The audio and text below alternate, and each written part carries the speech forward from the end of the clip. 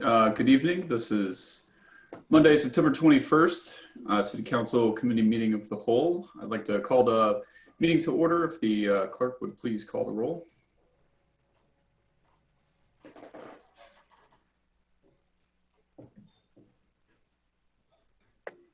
Ms. Wu? Here. Ms. Loud? Here. Ms. Hersey? Here. Mr. Brown? Here. Mr. Roberts? Here. Mr. Colebrook? Here. Mr. Miller? Here. Mayor Marlin? Here. Thanks, Phyllis. You're welcome.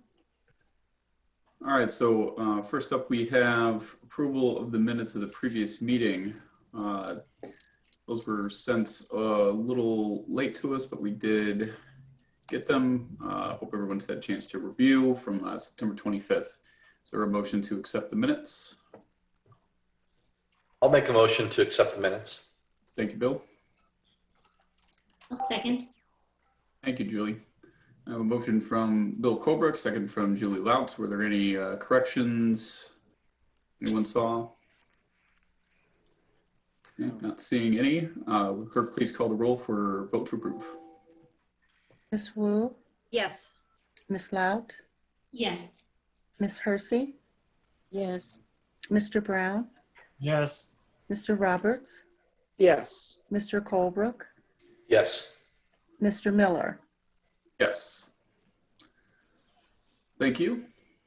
You're welcome. All right, next we have any additions to the agenda? Not seeing any hands for that.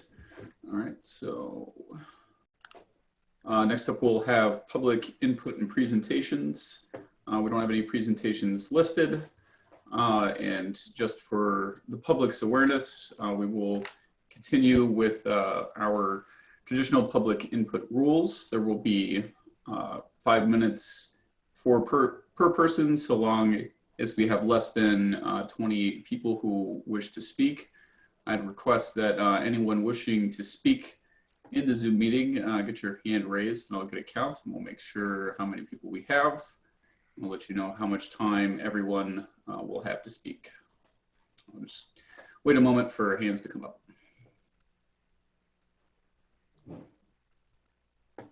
Right now I am showing 6 hands raised.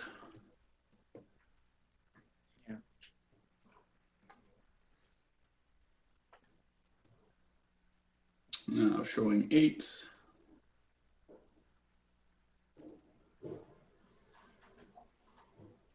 It's probably safe to presume that we're not going to get 12 more people between now and the time that this public comment period is finished. So we'll go ahead with people in the order in which I'm seeing them listed on the screen. First up is going to be Benjamin.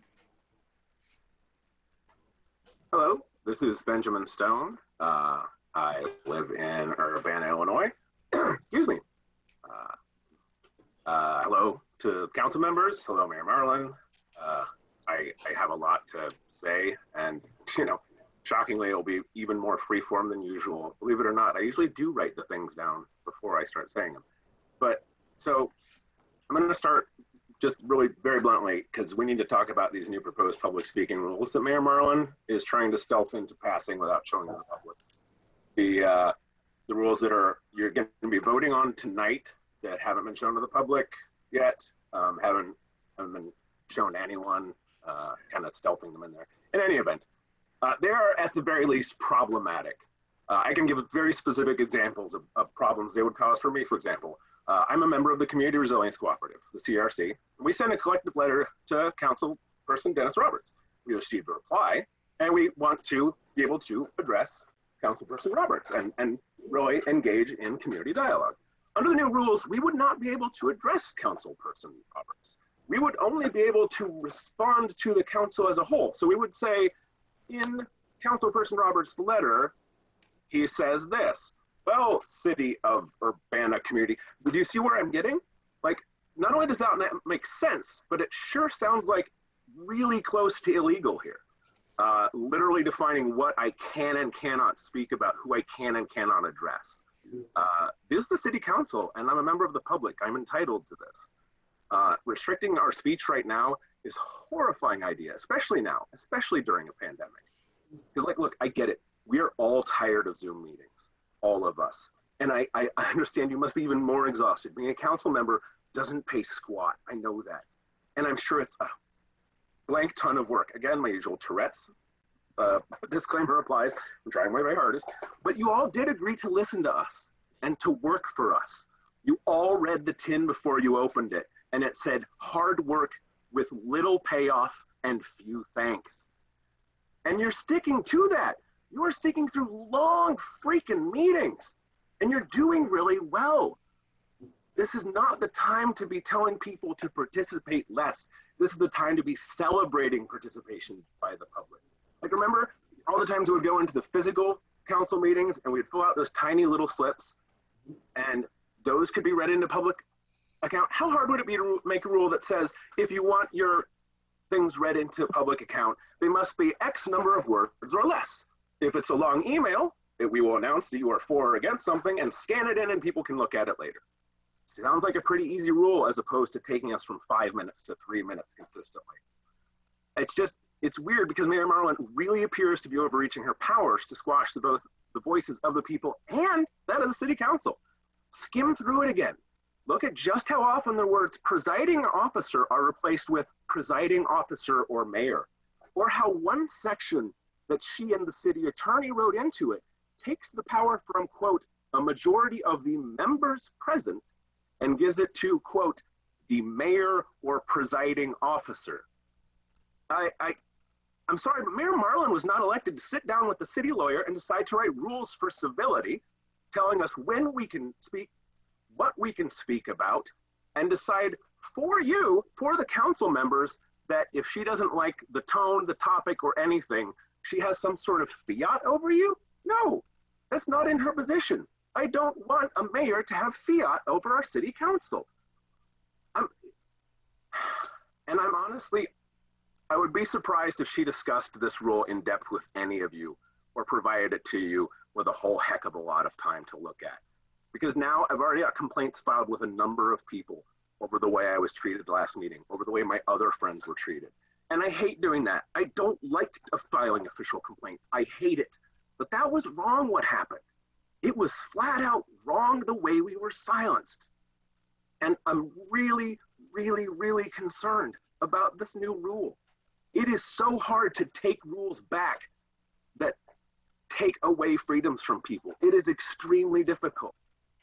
Anyway, I've spoken so long that now I have to say the rest of it quickly because I started rambling and freeforming.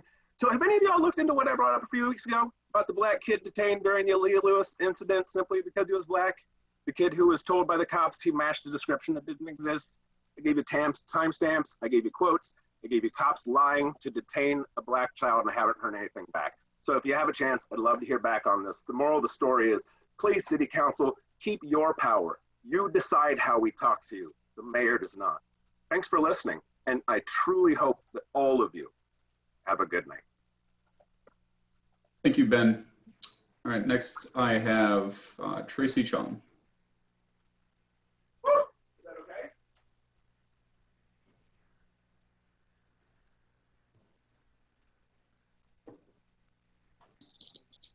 Tracy, you should Hi. be unmuted now.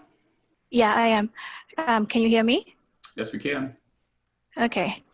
Hi, I'm Tracy Chong from Urbana. City Council members, just so you know, none of us wake up Monday morning gleeful that we get to criticize you tonight. In fact, every Sunday night I start being filled with dread because I have to speak up at City Council. I'm naturally a very non-confrontational person, so this speaking up week after week is not something I look forward to at all. This week was even harder because of how I was interrupted over and over again last meeting, until I could not even string a sentence together. I felt so embarrassed that night and for days after. City Council members, if this is how you want to treat the public, go ahead and vote yes on Marlene's proposed ordinance. Mayor Marlene, reading your memo to City Council last week and your proposed ordinance to modify the existing public input rules, When you say you have the legal right to silence the public based on your chosen criteria, who are you consulting? Was it James Simon, who has blatantly lied to City Council members and the public to justify illegal actions of the city? This is not a personal attack. Saying James Simon is a liar is merely stating facts that are backed by Illinois Public Access Council rulings and existing FOIA laws. I guess if you don't want to call Simon a liar, then he is just an incompetent lawyer. I don't know which is more detrimental to the relationship between the city and the public. The city of Urbana has been found to be in violation of FOIA by charging exorbitant fees to the public for public records. After this issue was brought up by residents, myself included, week after week, instead of admitting to a misstep, Mayor Marlin, James Simon, and Kurt Berman immediately went on the defense, sending out memos, having FOIA presentations, where they spun more lies. They lied that there are only 2 people assigned the current recurrent requester designation. They lied about the legality of the fees. And they lied that only 2 people who submitted many FOIA requests were being subjected to these fees. We fight these lies week after week by speaking up at City Council, calling out these lies. As usual, instead of apologizing for the missteps, Mayor Marlin decides to go on the defensive again, playing victim by citing personal attacks, profanity, and political threats, and using this as a means to silence public input. By the way, Mayor Marlin, what exactly do you mean by political threats? Are you considering the public saying that they're not going to vote for you during the next election a political threat? Also, in an email to the neighborhood, a council member cited the inappropriate video shown during a city council meeting in response to a resident's query about the new proposed public input rules. As far as I know, that was the Zoom bombing incident months ago, and it has since been solved by changing to the webinar format. To bring that issue up and to use it as the reason for new rules is dishonest and disingenuous. It is exactly this type of dishonesty that makes the public so outraged that they have to come back week after week after week to address council. I remain hopeful for a Monday that I can wake up and not feel compelled to speak at City Council meeting. Thank you. Thank you, Tracy. Next, I have Ed Garrett.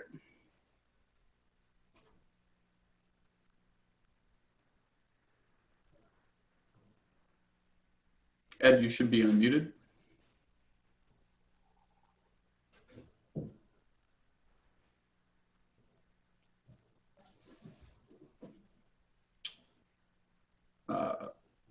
Ed, if you hit your button, I think you just muted yourself. Oh, here's the clickers. Do you know what's going on? I can hear you, Ed. I don't know what you're doing. What is it? I can't. Can you I can't hear him.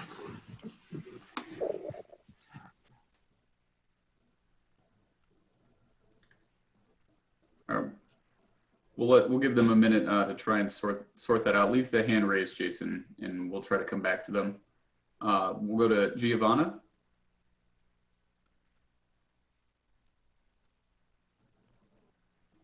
Okay, we good now? I can hear you, Giovanna. Okay. Good evening, everyone. I apologize for missing the last few weeks. We've been a little busy between moving and getting ready for this past weekend's food delivery. So I just wanted to kind of give everyone an update about where we're at and kind of where we're headed from this month on. For the last 2 months, the Rotary Club has partnered with Silver Hearts. As a result, last month we were not only able to do our normal food delivery, but we were able to hand out $5 gift cards to McDonald's to all the families to kind of celebrate the beginning of this school year and things like that. Saturday, whatever this past Saturday was, I'm still recovering. We did our normal monthly delivery with the Stone Creek food, our food. We added extra things with the kids being at home. and we handed out about 140 apartments worth of food. So, and I ran into a few people on my way home, and once again, the need is, as we expect, very, very prominent, but the attitude is that of gratefulness. It was one of the families is a family with no kids, and they said that they desperately needed the food this week. So that was really encouraging to hear, since I'm not right there anymore. Going forward, we are going to continue our partnership with the Rotary Club, and we've got some longer term plans for Silver Hearts in play there. For October, we have bigger plans. What we are planning on doing is, instead of just delivering the food from Stone Creek, we are going to be putting together a Halloween party in a bag items. And those, so basically everything a family needs to throw their own little Halloween party. The Park District will be putting some crafts in there for the kids.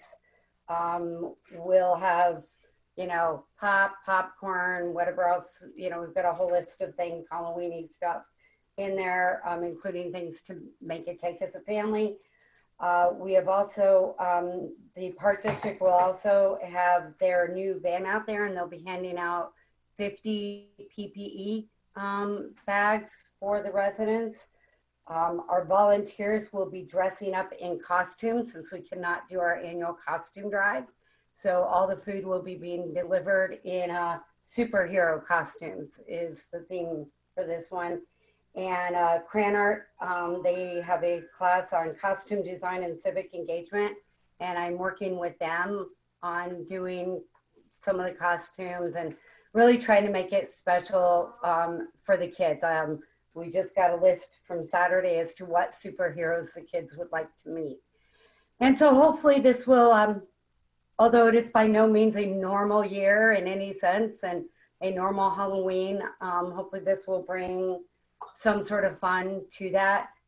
So those are, and we are delivering October 17th at 11 a.m. As I get more details worked out about packaging and the details for that morning, we will let you know. And then also going forward, normally, as you know, October is the last month that our group does anything. This year, however, we are going to keep delivering food. We'll work with Stone Creek to see what they're doing for Thanksgiving. We're looking at maybe doing boxes of nothing but fresh produce. You know, we'll see what's going on there, and we'll partner with them and see what we can do.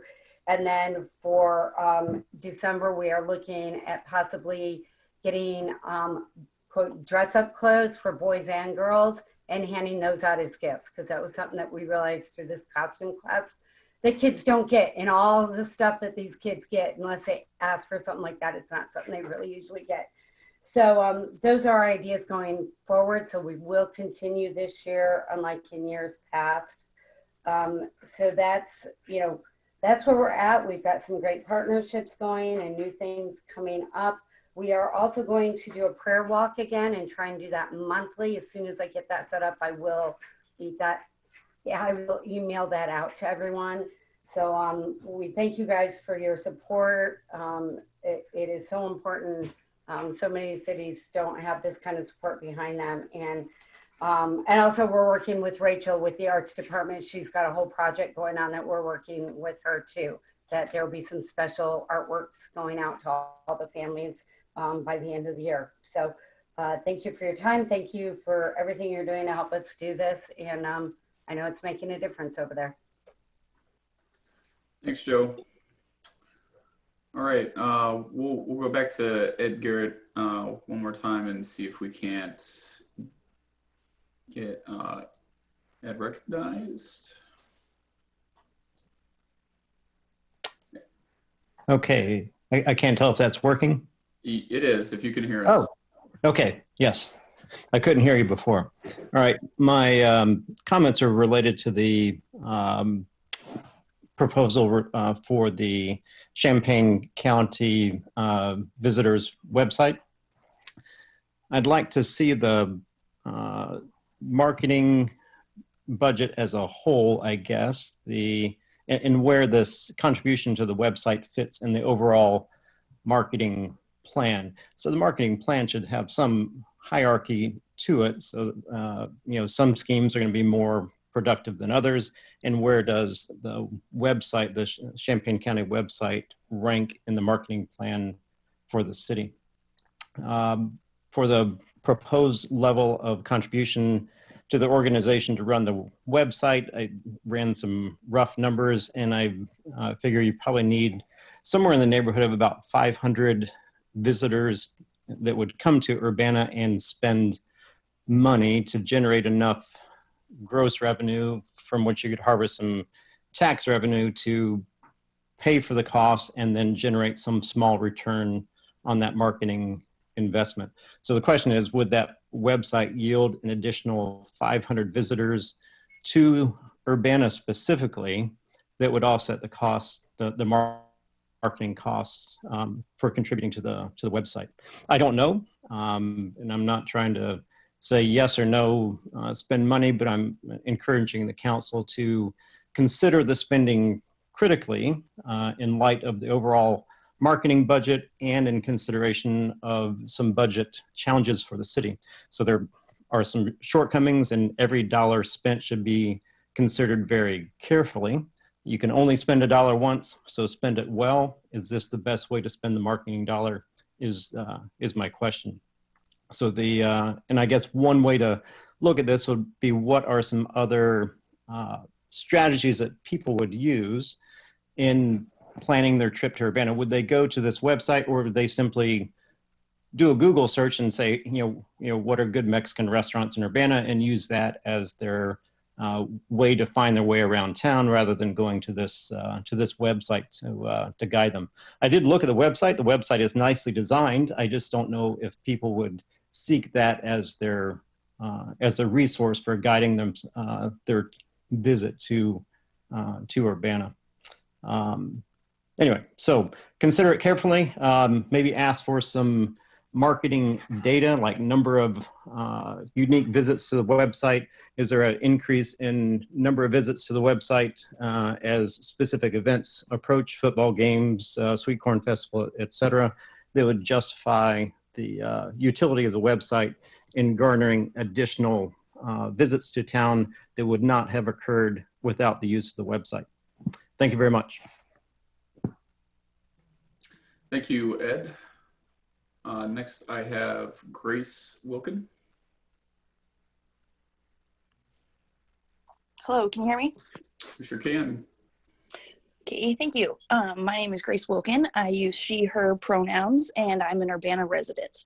I'm commenting today on ordinance number 2020-09049, the proposed changes to the City Code, Chapter 2, Sections 2 through 4, limiting public input.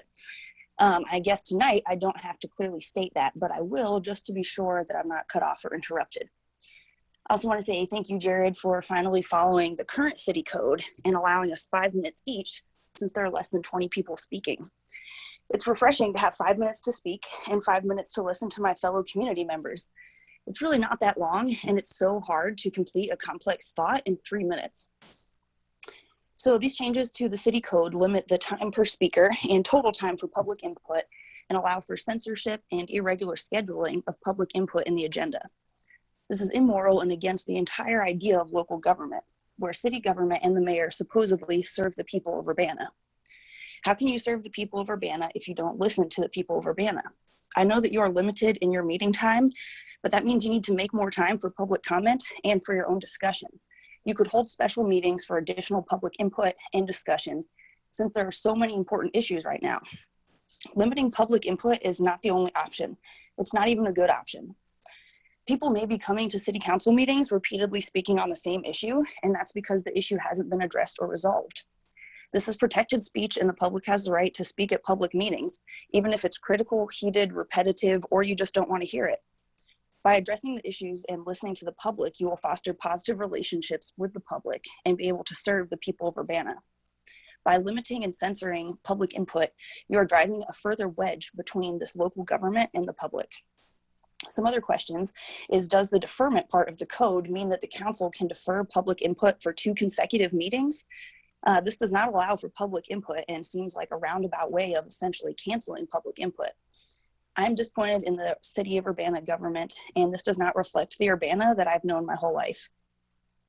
Also, the gender-specific language in this code is outdated, insensitive, and exclusionary, especially after the mayor misgendered a member of the public during last week's meeting and then did not apologize or even acknowledge that before cutting them off from speaking.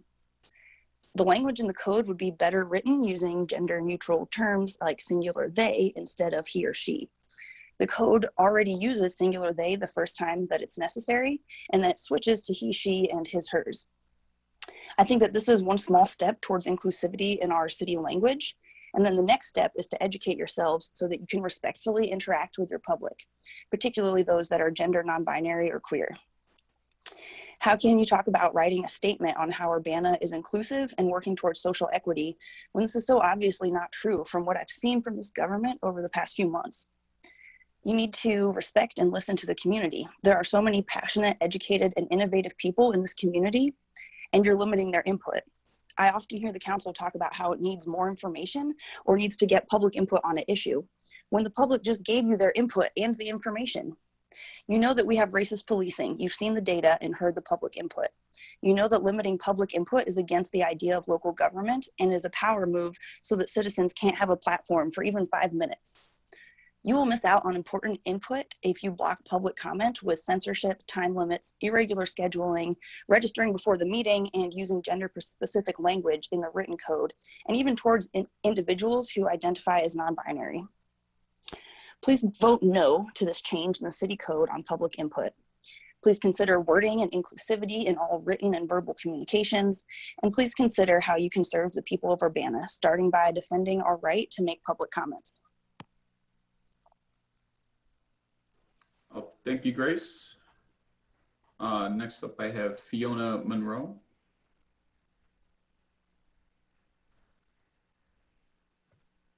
Hello, can you hear me? Sure can. Go ahead. Fantastic. Good evening, City Council. My name is Fiona Monroe, and I'm a resident of Ward 7.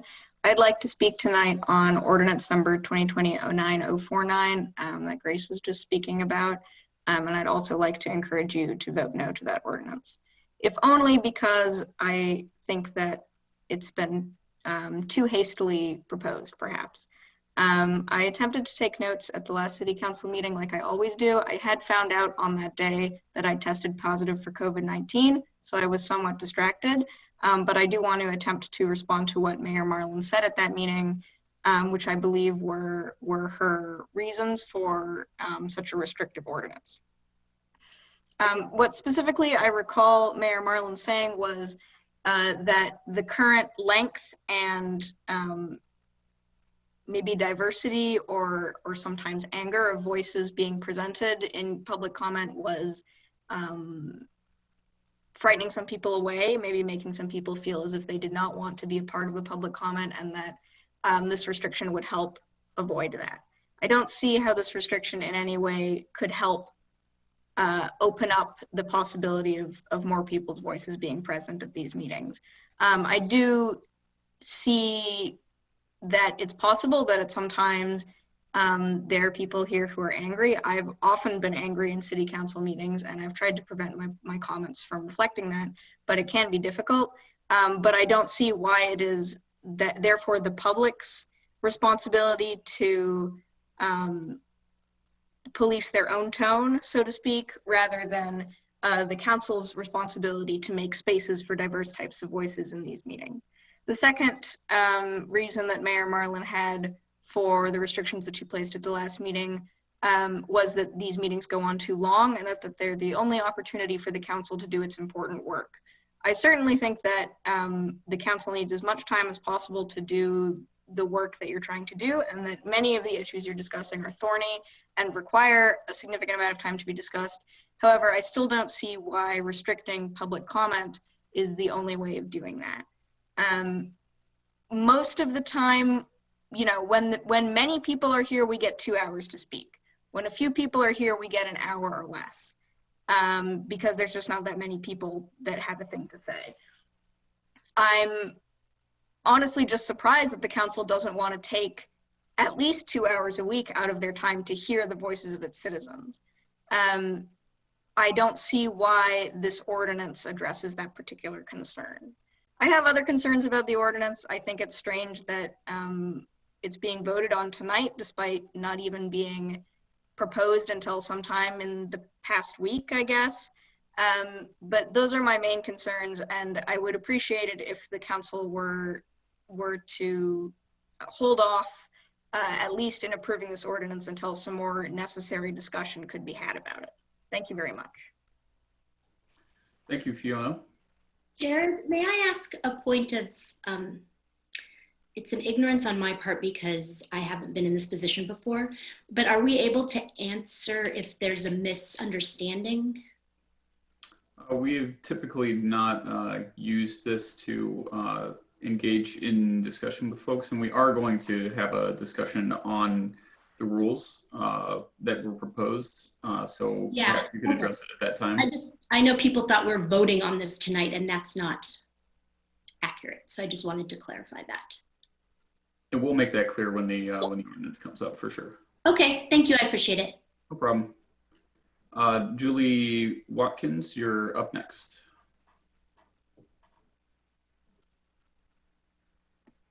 Hello. Can you hear me? Sure can. Go ahead, Julie. Hi, my name is Julie Watkins. I live in Urbana. I understand why you might want to revise the policy for public input. Other speakers, previous speakers, have indicated some of these problems. However, I wish you would have been able to hear well enough why the 2 hours every week felt necessary to the many people giving input. And I'm sorry about the path this has come, that I've tried to read the ordinance, and it seems like it would have been the better ways to do it. You're sending mixed signals. You, the council, saw and heard enough wrong about that recorded arrest that you have stated commitment for the necessity and the expectation of de-escalation for UPD officers, something your expensive report also recommends. I wish you could also help with the needed de-escalation of the court system. To my knowledge, the charges against Aaliyah Lewis and the Memorial Day protesters have not been dropped, nor has this council made a statement urging the charges be dropped.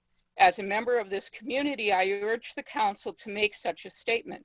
I feel this is appropriate because it was UPD officers making the arrest. I feel this request is appropriate because the reforms you have committed to pursue to regain public trust, this is a mixed signals when the state's attorney is aggressively pursuing felony punishment. What good does this do? What good does this do Urbana? How does this make us safer when it makes us more angry? Why should we want to publish people for flawed arrests? We should be better than this, and I hope you will consider making such a statement. Thank you. Thank you, Julie. Next, I have Christopher Hansen.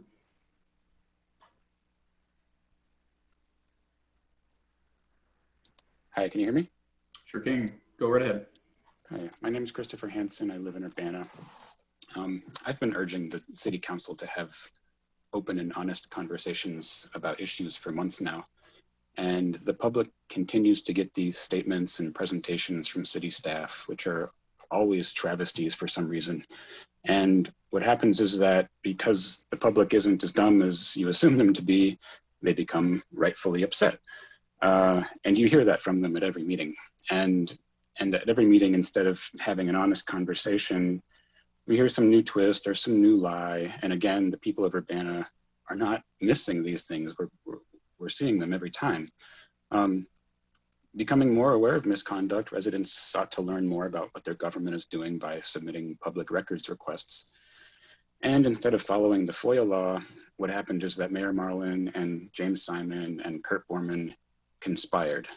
They conspired to defraud the public by violating state records laws. And just so the people listening now are aware, in the past 24 hours, I have forwarded 5 or 6 letters from the Illinois Attorney General indicating that the city of Urbana has been violating the Freedom of Information Act, the FOIA law. And I have at least 5 or 6 more letters in hand, and I'm aware of at least another 1 or 2 dozen more instances of violations upon other residents of Urbana. And we need to remember that Marlin and Borman and Simon and Carol Mitten all claimed repeatedly that what the city was doing was legal. And now they've got the city into a huge mess, and the Attorney General has demonstrated very clearly that you are violating state law over and over. And here we are in virtually the same situation with Diane Marlin and James Simon, the same people who conspired to violate public records laws, bringing forth a new scheme to rob the public of their right to speak at public meetings. So that's where we're at, and we're in the same position again with the same actors, and I wonder, do the city council members still trust the opinion of City Attorney James Simon? Has he shown himself to be a trustworthy source of legal advice? It seems to me that most of the city council members are acting as followers when you're really meant to act as leaders. Honest conversations are not easy. They're frequently uncomfortable and they're often very difficult, but you do have a responsibility as leaders to approach that task head on, and it's the right thing to do. So when you are discussing public records and public input later tonight, I hope you will have a real conversation. You don't need some lawyer with their own agenda polluting the conversation. Start at the fundamentals of transparency and free speech if you need to, and build up from there in pursuit of the right answers. You may not get a perfect answer every time, but at least it will be an honest answer, and it will be an answer born in Urbana, not some travesty thrust upon you by actors who don't represent the interests of the people of Urbana. Thank you. Thank you, Christopher. Next I have Emily Close.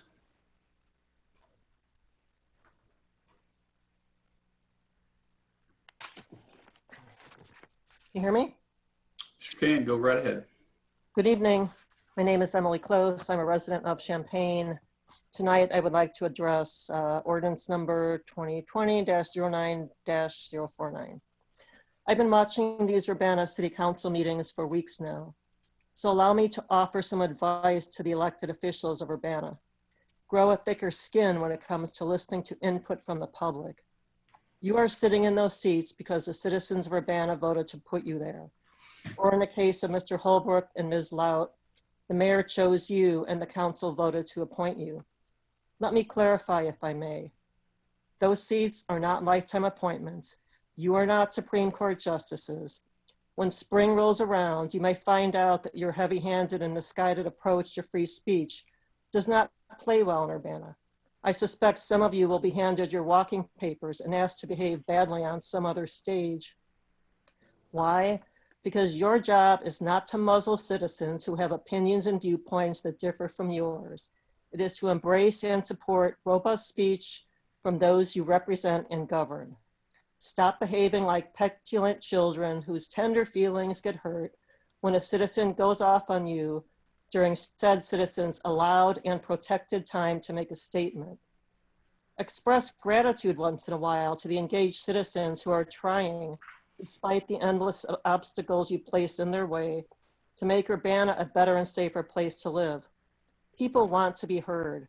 They want a better and more responsive government, a government that honors and follows the Open Meetings Act and understands that the Freedom of Information Act exists so that we, the people, the citizens, the governed, are able to learn exactly how public officials are conducting our business. So please don't support the mayor's proposed ordinance change to Urbana public input rules. These changes to the ordinance are unseemly, they're misguided, but most of all, these changes to the ordinance demonstrate shockingly bad government. Thank you for giving me the opportunity to speak without cutting me off. Thank you, Emily. Next, I have Alan Axelrod.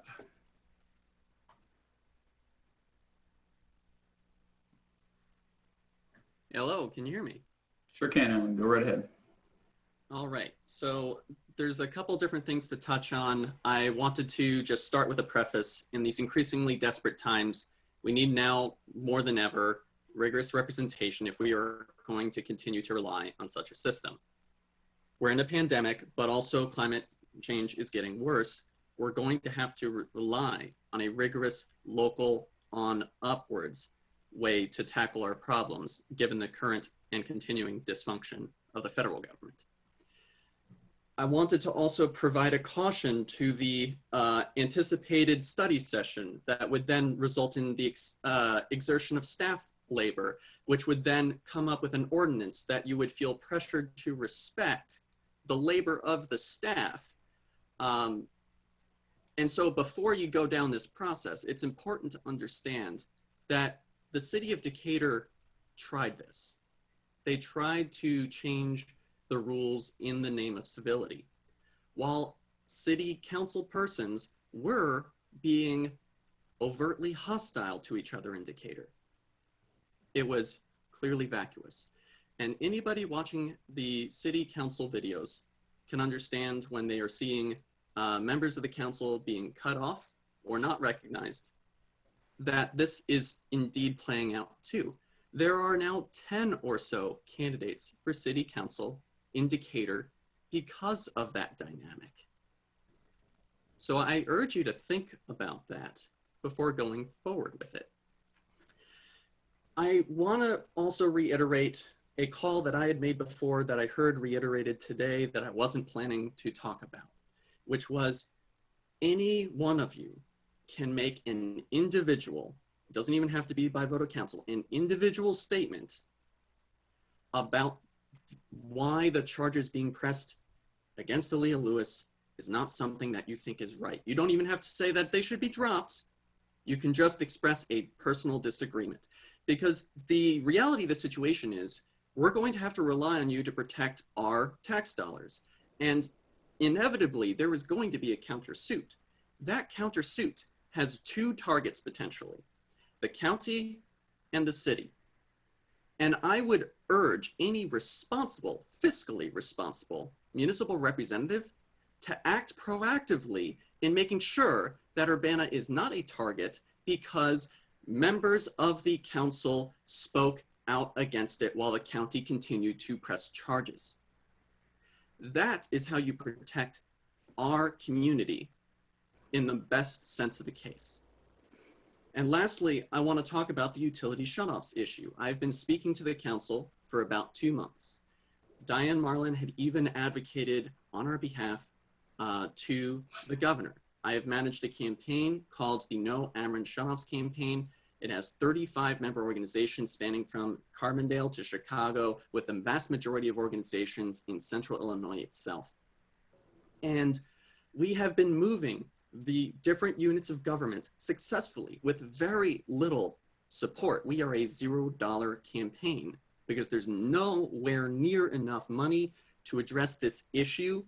And so until we have the stable economy to allow for recovery, we have to suspend utility shutoffs. So again, individually, because I understand that it's not on the agenda, individually, any one of you can issue a public statement, send a letter to the governor and share it, or a tweet. City council person in Bloomington shared a tweet tagging Governor Pritzker saying, my city needs you to suspend utility shutoffs. The Macon County Democrats issued a resolution calling for the suspension of utility shutoffs and the restoration of service and said J.B. Pritzker's name. Yet a few weeks later, water shutoffs occurred in their city. This past Friday, a tenant in Champaign had her power shut off. This is not something that we can just trust our state level government without advocacy. They have been failing us everywhere from Macomb to Carbondale. Macomb has had utility shutoffs from their co-op, as well as reportedly from a tenant who submitted information to us from Ameren. Carbondale had their water shut off by the municipal government because it's been allowed, while someone was in the height of a coronavirus fever. This is costing lives. This is making people go into public spaces to meet their individual needs that they could otherwise be safely getting from home.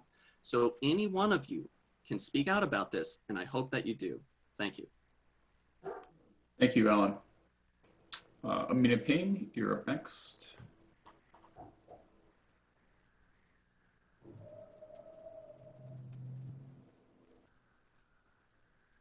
Hi, are you able to hear me okay? We can hear you. Okay, my name is Amina Payne. I'm a dual resident of Ward 3, and I'm speaking to agenda item number 8 today. Now, firstly, I would like to say that the request for, the general public to modify their tone or, these asks that are being had should also be asked of our public servants, our elected officials. I've been mocked. I've been attempted to be ostracized by both my own alderwoman and members of the Urbana Board of Education. So each of these each of these elected officials have used their professional positions as elected officials and public servants to attempt to silence me, to ostracize me, and discredit me personally. Such conduct shouldn't be normalized or accepted, especially by elected officials. Now, restricting public input to content on the agenda just isn't the go. It's not the way forward. I also have concerns about whether council will then just tune out of general public comment. Is that what is happening when the audience isn't speaking to items on the agenda? The agenda generally does not reflect the concerns of nor the issues within the larger community. For example, we were presented with some really shocking arrest data of kids weeks ago. That has never been placed on the agenda and going forward, and there's been nothing spoken about when this will be placed on the agenda. Now, the purpose of council meeting is to conduct the city's business. So why aren't these issues and other such issues being addressed? Criticism of government and lack of confidence in our elected leaders is rampant. And external conflict, while stressful, can also help frame issues and provide other perspectives. And most importantly, it shows that people are feeling left out, alienated from governing bodies. So credibility is your most important asset.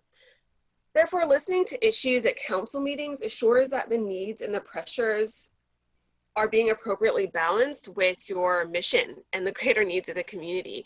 So how the governing body, how city council reacts, determines whether a conflict is contained or spills over into other issues. That's why you have people speaking out on issues that are not on the agenda because they're not being addressed. Now, keep in mind that anger is directed at your role, not at you as individuals. And so I actually urge all of you to look into the work of Greg Cesar. He's an Austin City Council member who consistently speaks out on issues and against governmental issues that he knows will affect the wider community. City Council is not a cult. You guys don't all have to agree. So I urge you all to use your voices. Effective leaders listen actively to critics, and they listen to learn and to understand, not to argue or dispute or to silence others. I urge you to find some area of agreement by sorting out this issue into those that can be dealt with and those that are maybe outside the scope of the authority, and to resolve it in that way and to brainstorm further. Thank you. Thank you, Amina. Next, we have Megan McDowell.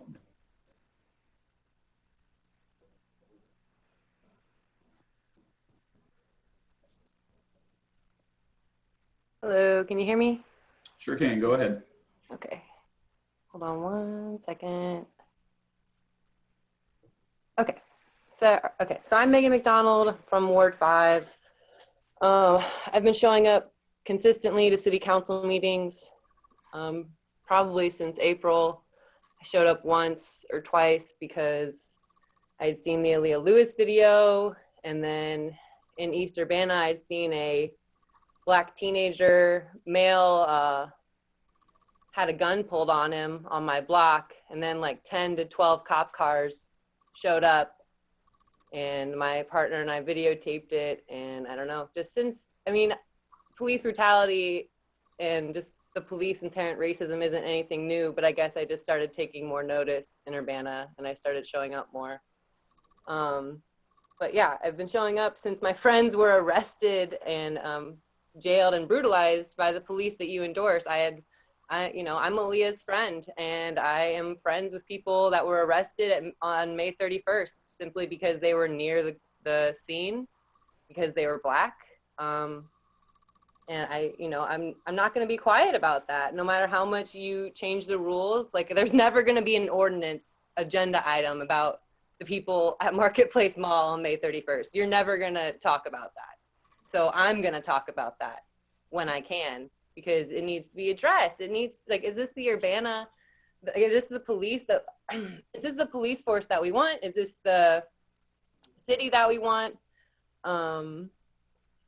You endorse the police, you protect them, you walk in lockstep with them. So you're gonna hear from me, no matter how clever you think these new rules are, the public will work around these rules, they'll toe the line, they'll push back, and you'll not find the civil peace you're wishing. Mayor Marlin interrupted me for the first time when I brought up that Chief Seraphin didn't prioritize being at an important panel discussing the Champaign-Urbana's police role in the community. There's only 2 chief of police in Champaign-Urbana, and one of them didn't show up, even though apparently, that meeting was rescheduled 4 times, but that meeting could have been rescheduled again, and Mayor Marlin could have waited until I was finished to mention that. But the point wasn't whether or not Chief Seraphin was in town. It was that the community sees that he's not taking our concerns and research seriously. He doesn't believe there's any accountability to be taken by him or the UPD for the Leah Lewis case. You all fought tooth and nail to prove that beating a young Black woman was in line with Urbana's use of force policy. You spent $20,000 to prove that. So I'm allowed to be upset about that. And now you're fighting to cut public comment down from 5 minutes to 3 when you haven't been giving us the 5 minutes consistently anyways. I really appreciate the 5 minutes today. Thanks, Jared. Might be our last chance. So if I have and I bring up issues with Chief Seraphin, who sits in a mayoral appointment position, I will be muted in the future, because in that instance, I have concerns about both people in these powerful positions. So who do I express these concerns to? What you're doing is a definition of tone policing, of white silence. The city has so much money in the police budget. The police do not serve and protect. All I have seen all summer is the police causing more homelessness. I don't want to show up for hours every Monday. At least you all get paid something for this labor. I have to show up week after week knowing the city government isn't listening to me or my fellow Urbana residents. I have to show up because I see young women having their very lives threatened by the violence and displacement cops cause by arresting people for reasons that are a result of systemic racism. I am enraged by people who call themselves democratic but try to silence and misguide the very core of democracy, which is input from the people around you, not just a dictatorship. There are places in the United States where people have been protesting every day for the last 150 days.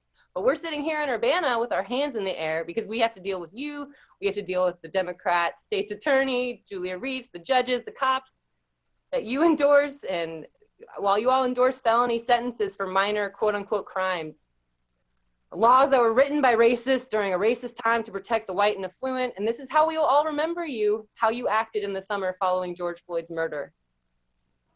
So anyway, anger actually can enact change. I would like you to think of any big civil or human rights changes that have occurred without anger. Anger is productive. Rage may not always be, but policing our tone is ableist and it holds up white supremacy. Some people have emotional regulation issues. Some people are traumatically and clinically stressed. Some people simply do not want to or see an honest, true reason to mask the disappointment they feel with those who quote unquote represent us. You would not act this way if we were passionate about something you supported, if we were showing up for something you agree with. Leads me only to believe, this leads me only to believe because you inherently believe that Leah Lewis shouldn't have justice. You believe that cops should have the millions of dollars they do, even as the conversation and research points to their failures, their inherent racism and misuse of power. If you all allow these new public input rules to pass, or I mean, I guess there's not a vote, but if you all go forward with this, I'm going to believe that you all believe that the public input isn't vital to what you do. So, thank you. Thank you, Megan.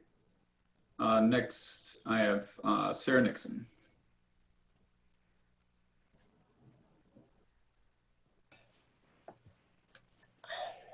Hi, can you hear me?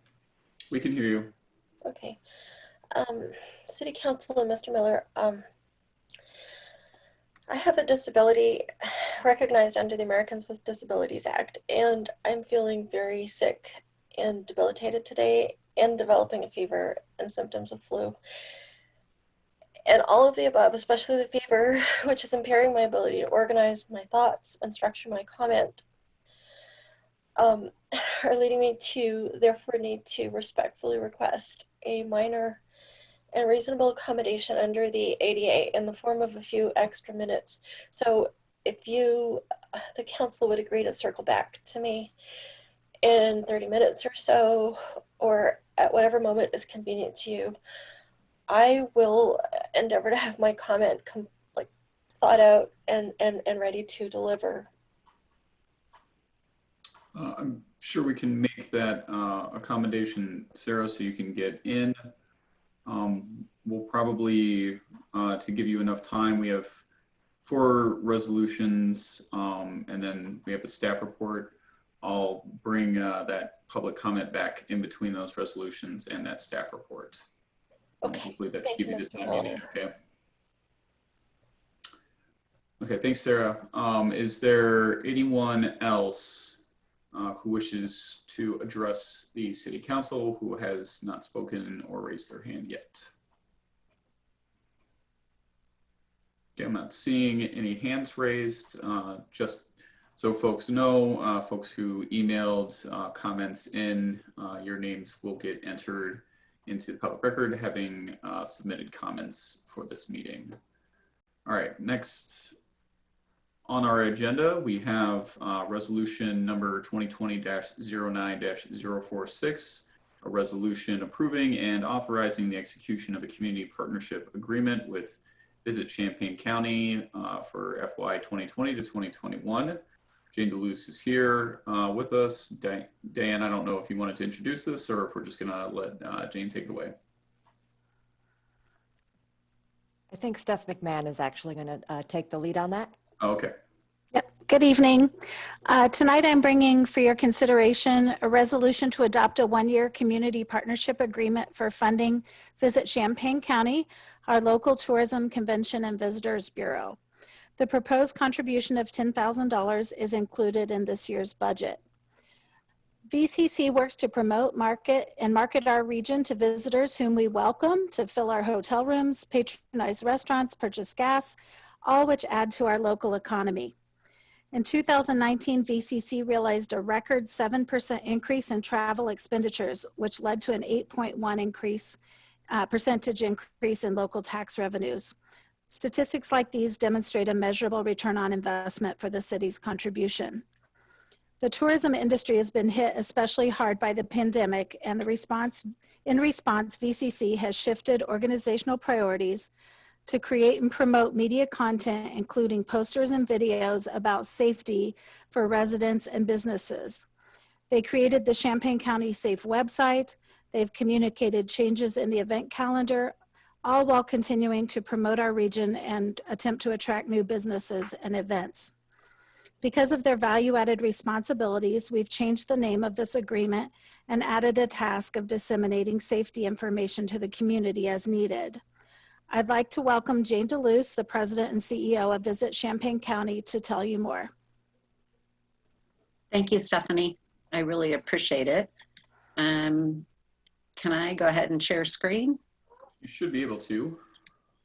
Now I can. There we go. And I'm going to make sure that you can hear that.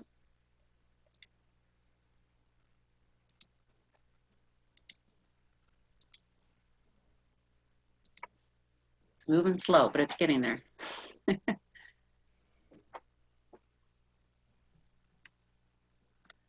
While that's loading, I do want to just say thank you for the opportunity to speak with you this evening.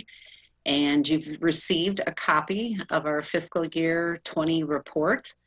And tonight, I will share the reality of where we are today. Okay. So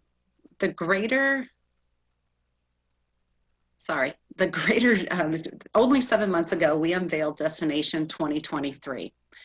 And at that time, it was a new destination vision that would provide energetic and innovative experiences, attracting visitors and potential residents from around the world. We adopted a new organizational vision, which was to be a connected and collaborative leader in promoting the region as an extraordinary destination to visit, work, and live. And we promote a welcoming destination experience for visitors to strengthen economic opportunity and enhance the lives of residents. The future was really bright. You look at our 2019 numbers, they're record-breaking. We had the largest percentage of growth in the entire state of Illinois, our region, the entire state of Illinois. The travel and tourism in this area supports 3,270 jobs, generates a total payroll of $98.1 million. Non-residential spending exceeded $448 million, and it added $8.2 million in local taxes to our community. We have many successes that happened early in fiscal year 20, but I'm very proud of one I just wanted to bring up, which was the VCC produced Restaurant Week, with record number of 32 participating restaurants and over 44,000 website visits during this promotion. And as you can see at the bottom of the slide, this year we will be doing Restaurant Week again, but it will be the takeout edition based on the current COVID restrictions. As Steph alluded to, we created new organizational priorities when the world changed and travel stopped. We shifted our organizational priorities to the compassion for people, the support for hospitality industry, organizational survival, and readiness to welcome visitors when the time is right. We responded in many ways, including a message of hope to our residents.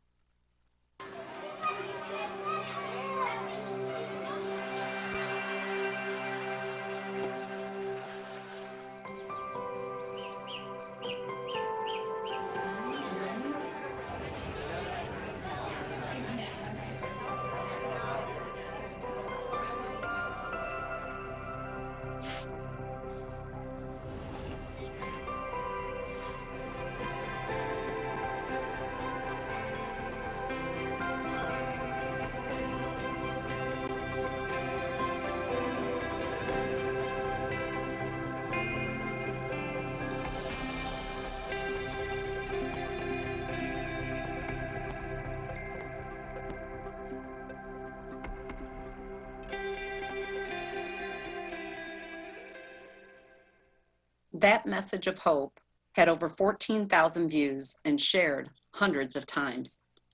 We had to cancel our Toast to Tourism, which was scheduled for May, and we redirected those event expenses to create a hospitality relief fund. With several Champaign County hotels temporarily closed, with either hotels furloughing and laying off staff, we raised over $12,000 and provided financial assistance to 42 displaced employees from each of our current hotel partners. Not only were these funds reallocated from our Toast to Tourism, we also received a matching donation from the Champaign-Urbana Hotel Lodging Association. From day one, we became an even stronger community resource. We've maintained a comprehensive list of updates, of events, and everything that's happening. We've changed those dates as things close, as things reopen, as things change their hours, as people figure out outdoor seating. We've had 21,000 views of this area of the COVID-19 business and event updates on our website. And we've been in constant contact with our hotels, our attractions, our local businesses. We also co-created on Facebook the Champaign County Rallies Around Restaurant Retail site that has over now 5,300 members. And we hosted a webinar for promoting safety and hospitality for our area hotels, attractions, and restaurants. In addition, we built and maintained the ChampaignCountySafe.org website.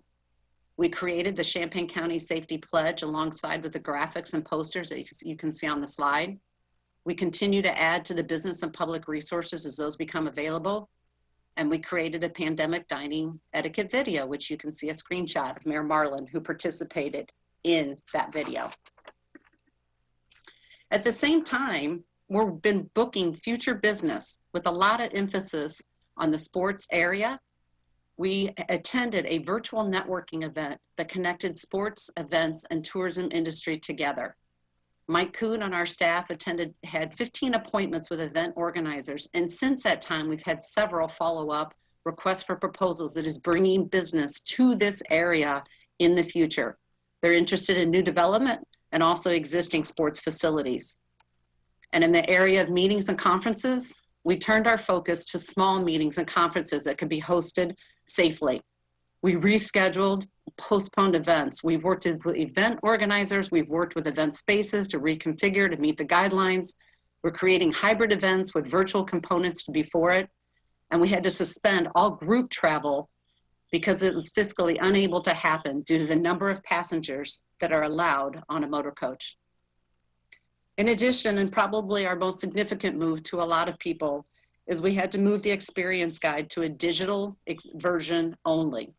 It is online, it's a tremendous opportunity. And in addition to that, we created virtual experience for residents and for future visitors to our area.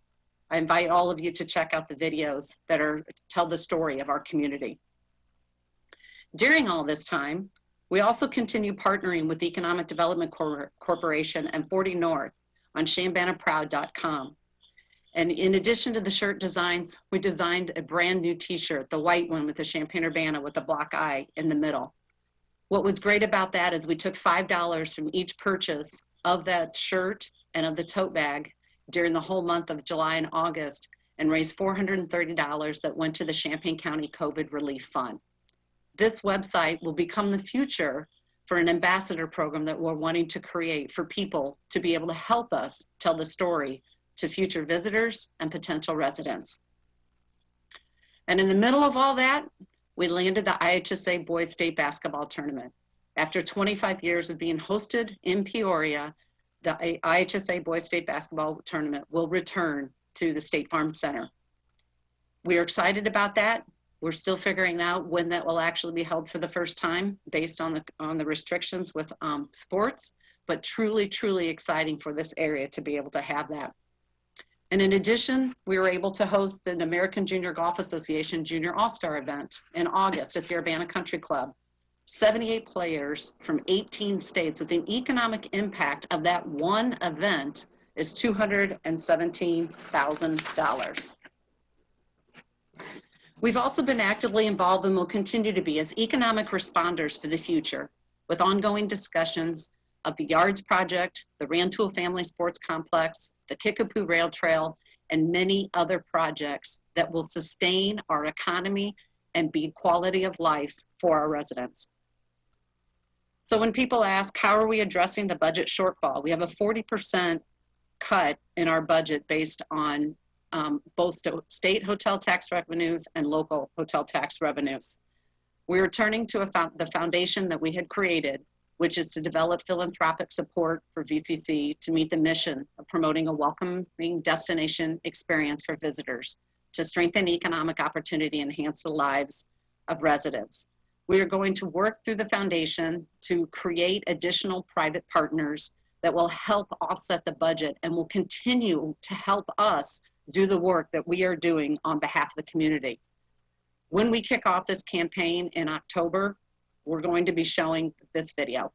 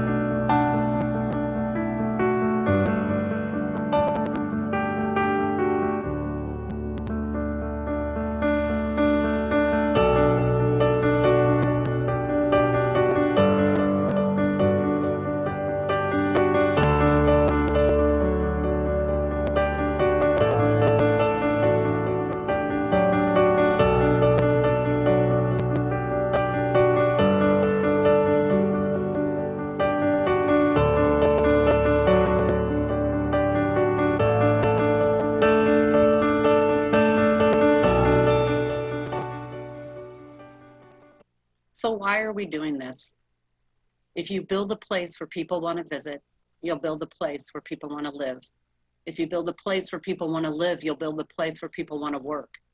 And if you build a place where people want to work, you'll build a place where business needs to be. And if you build a place where business needs to be, you'll build a place where people have to visit. This is our community, and we are a major part of the solution. I want to thank you on behalf of the Visit Champaign County Board, the Visit Champaign County Foundation Board, and the Visit Champaign County team who serve the residents of Urbana every day. I also want to give a shout out to Bridget, who does an excellent job as being your representative on our board. Thank you. Thank you, Jane. Diane, did we want to do anything else, or Steph, did you have a follow-up to introduce what we're considering further, or shall we go to council? Staff is just recommending that you approve this resolution. Okay. Diane? You're muted, Diane. I just wanted to say thank you to Jane DeLuce and Visit Champaign County. For the past 6 months, VCC has worked in partnership with the Champaign County Economic Development Corporation, the Champaign County Chamber of Commerce, the Urbana Business Association, and our own city staff, and they have worked tirelessly to support not only the hospitality industry and the tourism industry, but every business, large and small, in this community. And this team has just been amazing in their ability to, respond to the weekly changes, the daily changes that came our way. And every time a need arose, every time something new came along, that team just was working seamlessly to address it and respond. So one of the reasons our county, our city, our community is doing relatively well in terms of resilience and navigating this pandemic is because of the partnership that we have with organizations like VCC. So thank you, Jane. All right. Council members, are there any questions for Steph or Jane? Mary Alice Wu? I don't really have a question. I just wanted to say that one of my favorite events is the restaurant week. I think I end up going to a different place every night, so I'm really happy to hear that you guys have been thinking creatively in terms of how to do that for the next year. You guys always do a really nice job of putting videos together, so thank you for all your hard work. Any other questions for staff or Jane before we go to a motion and discussion? Okay, I'm not seeing any other hands raised, so I would ask for a motion.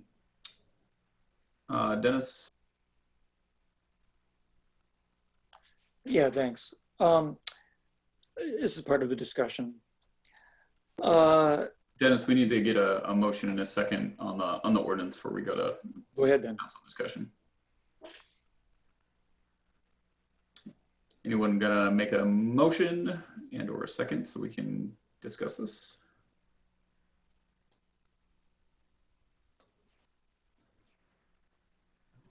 Bill Brown? Yes, I was trying to find the ordinance number. I don't see it in this latest memo, but I'll move we send the VCC partnership agreement ordinance to the City Council with recommendation for approval. Just for the record, that's resolution number 2020-09-046R. Is there a second? I'll second. Sharice, I heard you first. So that's a motion from Bill Brown and a second from Sharice. All right, so we have a motion and a second. I will take council discussion. Dennis, go ahead. Yeah, thanks very much. What a very excellent presentation. I appreciate that, Jane. I think that the Visit Champaign County program has been very strong, extremely well organized under your leadership. I think that it's true that the videos are top-notch and very excellent. I was kind of wondering when I'd see an image of downtown Urbana in the last video. I didn't notice anything that related to downtown Urbana. Which brings up a concern of mine. My understanding right now is that our staff and the mayor is in conversation with the Urbana Business Association, considering changing the contract or seeking to change the contract with the UBA to terminate it or to discuss it for the purpose of shortening our contract and reevaluating it in December. And that this conversation went on without the presence of any of the board members of the UBA, just the director.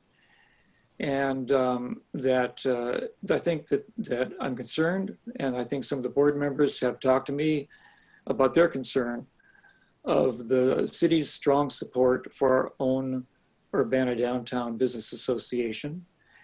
And this concern, which I think understand is based on pretty significant facts, is a concern for me because on my ward, I represent the downtown business area. Of course, I don't own it. It's a concern for the entire city council to have a vibrant interaction with our own business community and to support it in every way possible. So while I respect and I expect to support ultimately our interaction and our continuing work with the UBA, when I'm at this time learning that potentially our own Urbana Business Association is about to be dismembered, I find it time to pause to find out whether we should first find out more specifics and have a presentation about our relationship with the UBA as staff and the mayor is progressing toward before we choose to support the county. And therefore, I'd like just to hear from the mayor at our next committee of the whole meeting or whenever she would like to make a presentation concerning what her vision is for the future of the UBA before we make a decision to approve this, I think, very significant and important relationship with Visit Champaign County.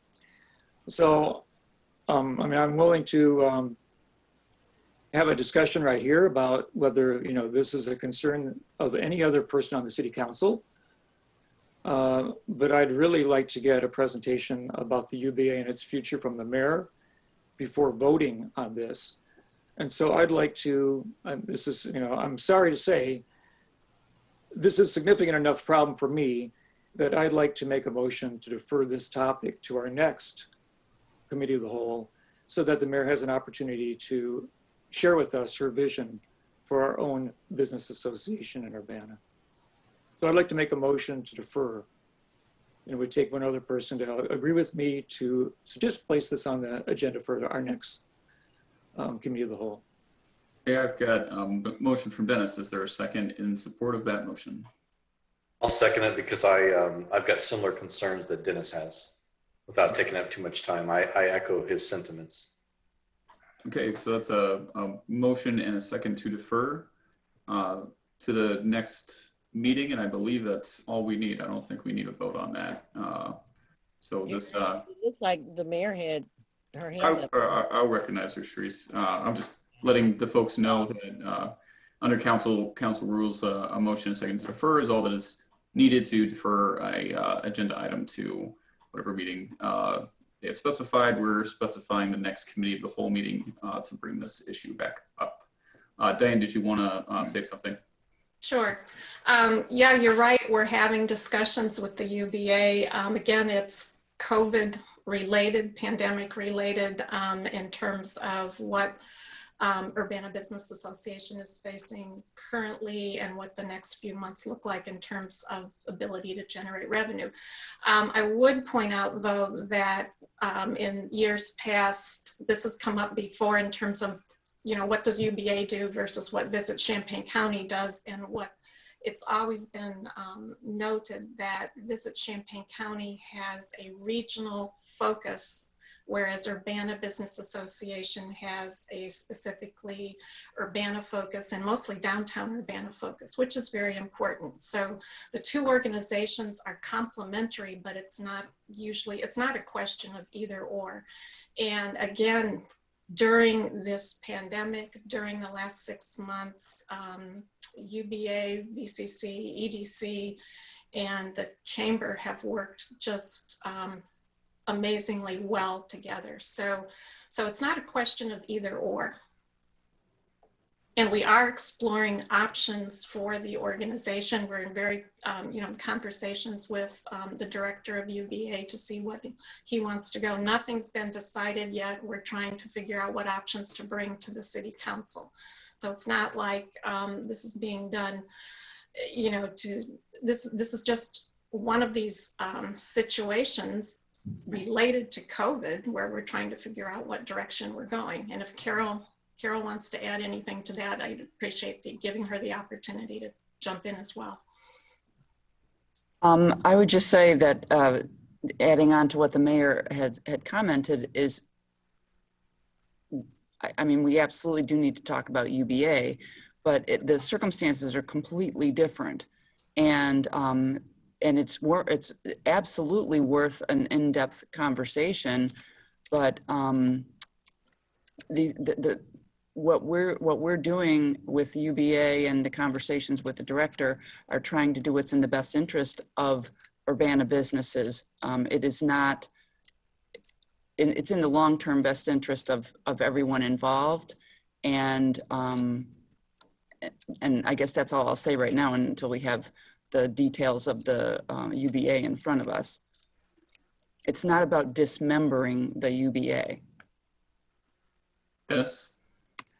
Yeah, my concern was that the council, the city staff is talking with the director, but he's not engaging the board, and the board's made up of the business people themselves.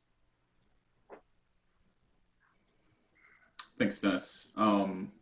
Any final comments from any other council members on this before we move on to the next item? Bill Brown? I guess I'd just ask Phyllis or Jim to weigh in. I know we have the deferral rule for regular council meetings when final action is up. I don't know if the same deferral rule applies for committee of the whole meetings. I don't remember it being used before.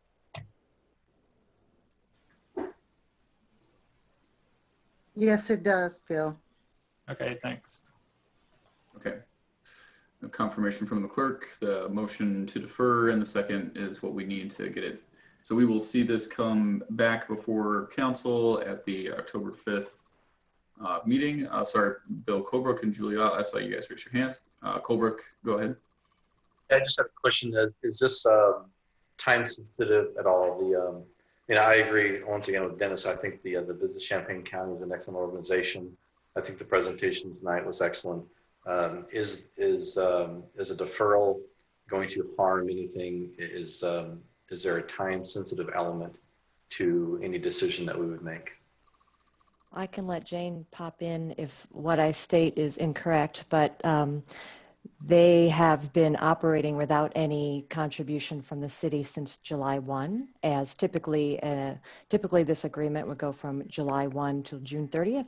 So I would imagine that they would appreciate having that contribution as they have been working hard during that period. In addition, if I could just add, we also don't have any money from the state. So our cash flow is very low. Okay.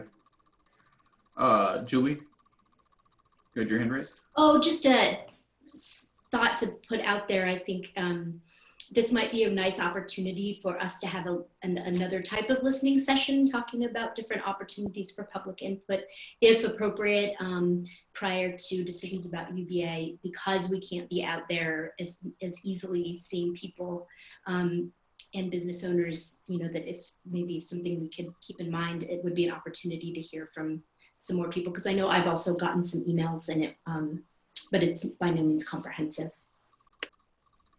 Thanks, Julie. Okay, we're going to move on to the next agenda item. Just for clarity, this will come back up before council on the October 5th Committee of the Whole meeting.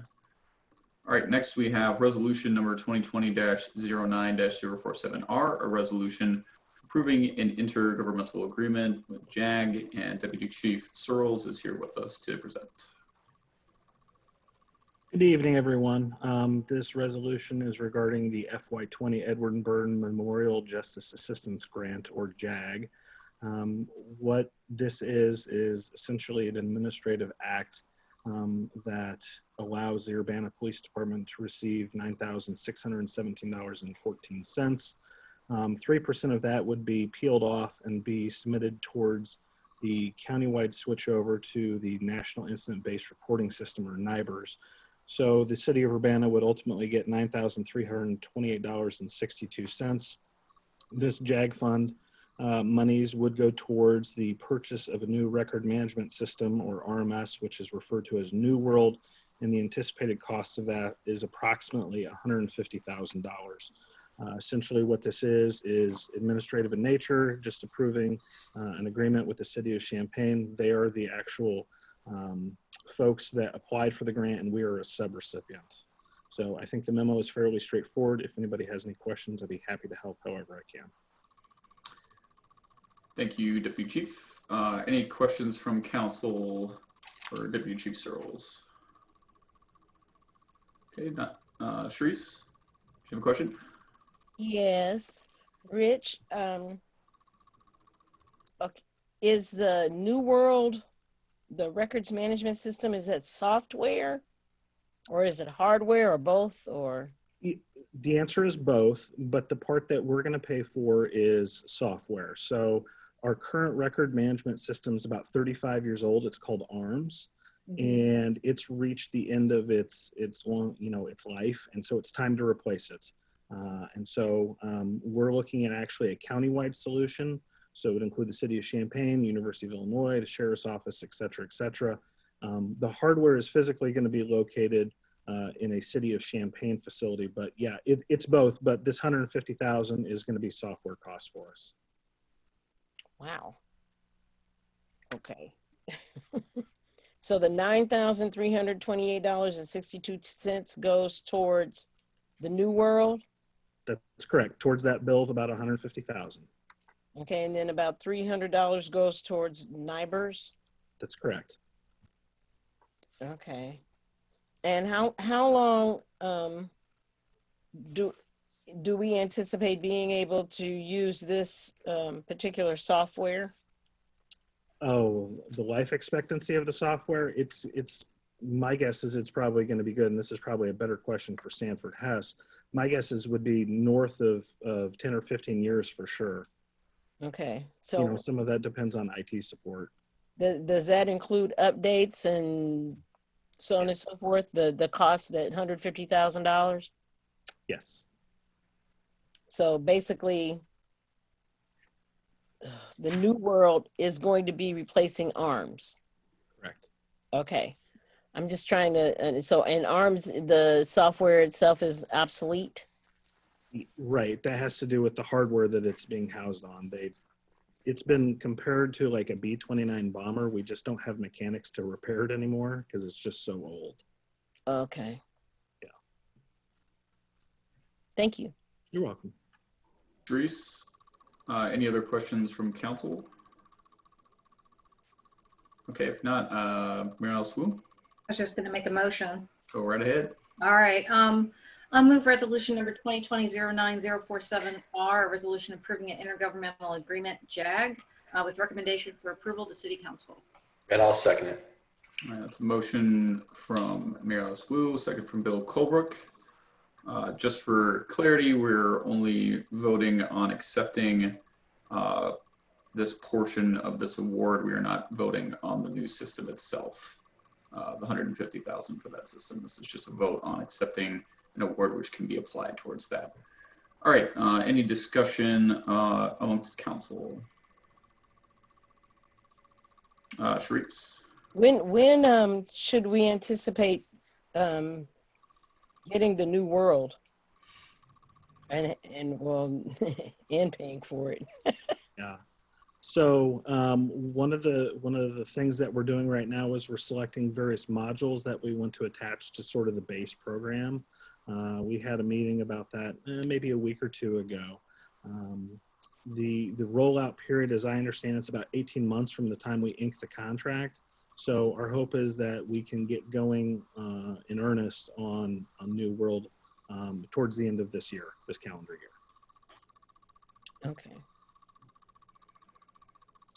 All right, any other discussion, questions? All right, if not, Phyllis, would you please call the roll on the vote for this? Ms. Wu, Yes. Ms. Loud, Yes. Ms. Hersey, Yes. Mr. Brown, Yes. Mr. Roberts, Yes. Mr. Colebrook, Yes. Mr. Miller. Yes. All right, that motion passes. That resolution will be sent to the full council meeting with a recommendation for approval. All right, next up we have ordinance number 2020-09-048, an ordinance approving a special use permit for 1911 East Main Street for the Champaign County Humane Society coming from plan case number 2403-SU-20. Marcus Ricci is here to present. Good evening, Council. I would like to share my screen if I can. Okay. The Champaign County Board and Champaign County Humane Society are jointly requesting a special use permit to allow the Humane Society to construct a new training building, to expand their existing building, and to operate an animal shelter in both buildings. Champaign County owns the underlying 51-acre parcel, and the Humane Society leases 3 acres on which the existing animal shelter and its grounds are located.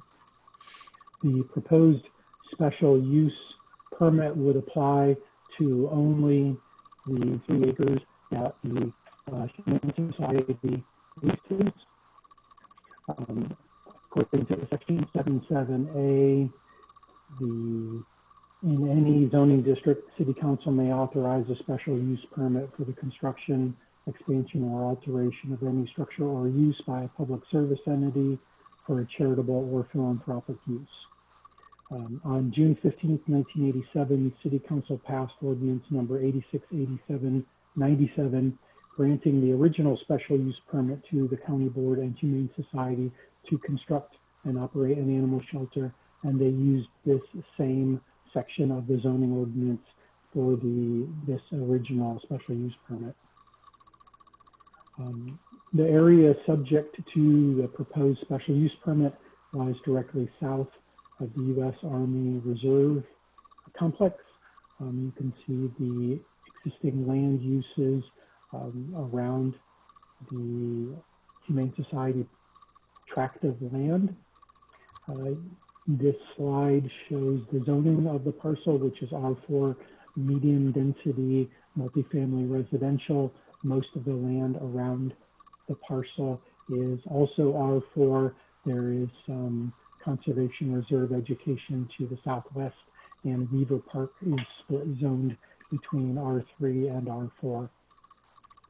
Looking at the comprehensive plan, it shows this area and everything in blue as a future land use designation of institutional, and Weaver Park as a future land use designation of park. The proposed special use permit would allow for the expansion and modernization of the Humane Society's shelter facility, enabling it to expand staff size and training, animal assessment and training, and programming for the general public. Table 2 in the staff report goes through the existing and proposed activities and where they would occur in the new configuration. The zoning ordinance requires that stormwater detention for projects of this size be provided on site. If that were done according to the zoning ordinance, it would require removal of additional mature trees part of the application is that they request that the stormwater detention be allowed to be created west of the leased tract on land that is also owned by the county, for which the county has already given permission. The staff report goes through the criteria for a special use permit. The proposed expansion of use would continue to be conducive to the public convenience at this location. The proposed expansion of use would continue to be operated so as not to be injurious or detrimental to the R4 zoning district or to the general public. And the proposed expansion of use will continue to conform to the regulations and standards of and preserve the essential character of the R4 zoning district. The staff findings are summarized in the staff report. And finally, moving into recommendations, at its September 10th, 2020 meeting, Plan Commission voted with 6 ayes and 1 recusal to forward this case to City Council with a recommendation to approve the request as submitted. Staff concurs with this recommendation and adding 1 condition that construction must be in general conformance with the attached site plan. That was included as an exhibit in the packet tonight, as well as attachment 1 of the draft ordinance. And also staff recommend that if the special use permit is granted, that City Council should revoke the original special use permit granted in ordinance number 868797, as all of the activities permitted in the original permit are also included in the requested permit, and it would just clean things up. That is the end of the staff report. Mary Tiefenbrunn, the Executive Director of the Champaign County Humane Society, is here tonight, and she is also available to answer any questions. Thank you. Thank you, Marcus. We couldn't hear you super well. You were pretty quiet, but we could almost hear everything. So apologies if questions come that we weren't able to hear you from. All right. Are there any questions from council members for Marcus or for the Humane Society?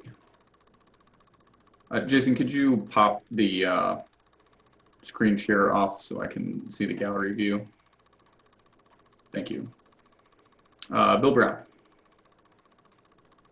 Yeah, would this training be for anybody that owns a dog or is thinking about owning a dog, or is it or other animal, or is it just for those adopted at the Humane Society or the Animal Control? So will it be advertised to the general public, and what kind of traffic increase do you expect? Speaking from what I know from the application, the proposed activities would be in general scope and size similar to what is going on now. I will defer to Mary Tiefenbrunn to respond to whether general space would be available to the general public or simply for those that are having animals dealt with through the Humane Society. Yeah, can you hear me? Yes, we can. Okay, great. The current plan is to use the facility to offer dog training classes much as we do now. Only now we have to find space elsewhere. So those classes are open to the public to register with their dogs to come for training or puppies.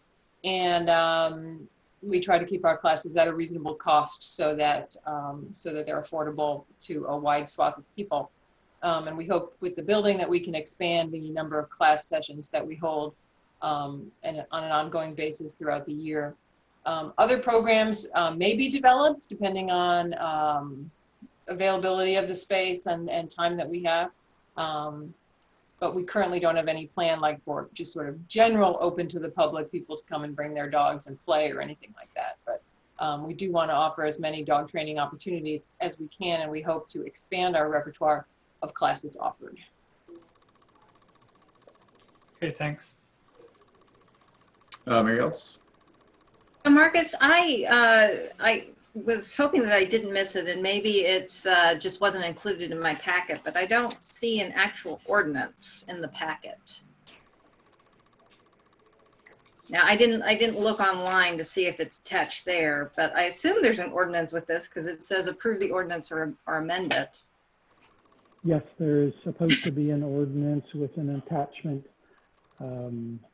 I could share the screen if you would like with that document. Well, I can, if it's up online, I can go ahead and print it. The reason I ask is because I was just trying to figure out, you had mentioned that we should repeal the older special use permit. And I was trying to look and find out, is that the language in the ordinance? Is that it's repealed as well? Is that how it's repealed? I might have used the word revoke, but if repeal is the correct word, then we can change it for that. Well, I'm not sure what the correct word is. I just wanted to look and see what it said, but certainly I have time to track it down before we do a final vote on it. I just did a quick look through the documents, Mary Alice, and I was actually going to ask the same question because I didn't see the actual ordinance in the materials that were provided to us either. There's the memo and there's all the exhibits, but not the actual ordinance itself.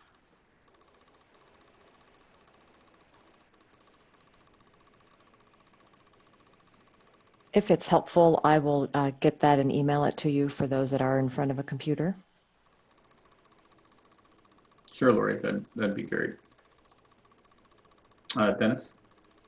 Yeah, I received a copy of it. It's attached at the very end of the city memo when I downloaded it. So it was the last 3 or 4 pages. Well, given that we don't have the actual, I'm sorry. Page 11 and 12. Page 11 and 12. No. I didn't download I just followed the link that was in the memo, but I sure don't see it in there. But perhaps you get it to us here shortly. Yes, Mary Alice. I was just going to say, given that we don't have the actual ordinance in front of us, I would be okay making a motion with no recommendation to City Council, which would give us an opportunity to look at the actual wording of the ordinance. So I guess I'll move ordinance number 2020-09048, an ordinance approving a special use permit for 1911 East Main Street, Champaign County Humane Society, current case number 2403-SU20, with no recommendation forward to City Council. Is there a second to the motion? I'll do that. I'll second it. Okay, that's and I was in error. I was looking at the wrong ordinance when I commented that I had received it. So okay. That's a motion from Mary Alice and a second from Dennis to forward with no recommendation. Is there any further comments, questions, or discussion for council on this? Okay, I'm not seeing any hands raised. Phyllis, if you could call the roll for the vote. Ms. Wu? Yes. Ms. Laut? Yes. Ms. Hersey? Yes. Mr. Brown? Yes. Mr. Roberts? yes. Mr. Colebrook? Yes. Mr. Miller? Yes. That motion passes. Now that ordinance will go to council with no recommendation, and we will hopefully get the ordinance to be able to sort that out and ask any further questions we have at the next meeting. All right, that brings us to our 8th item, which is ordinance number 2020-09-049R, an ordinance amending Urbana City Code Chapter 2, Section 2-4. There were issues brought up from council about the availability of the documentation for this to the public and it not being available. It's still not hyperlinked in the memo.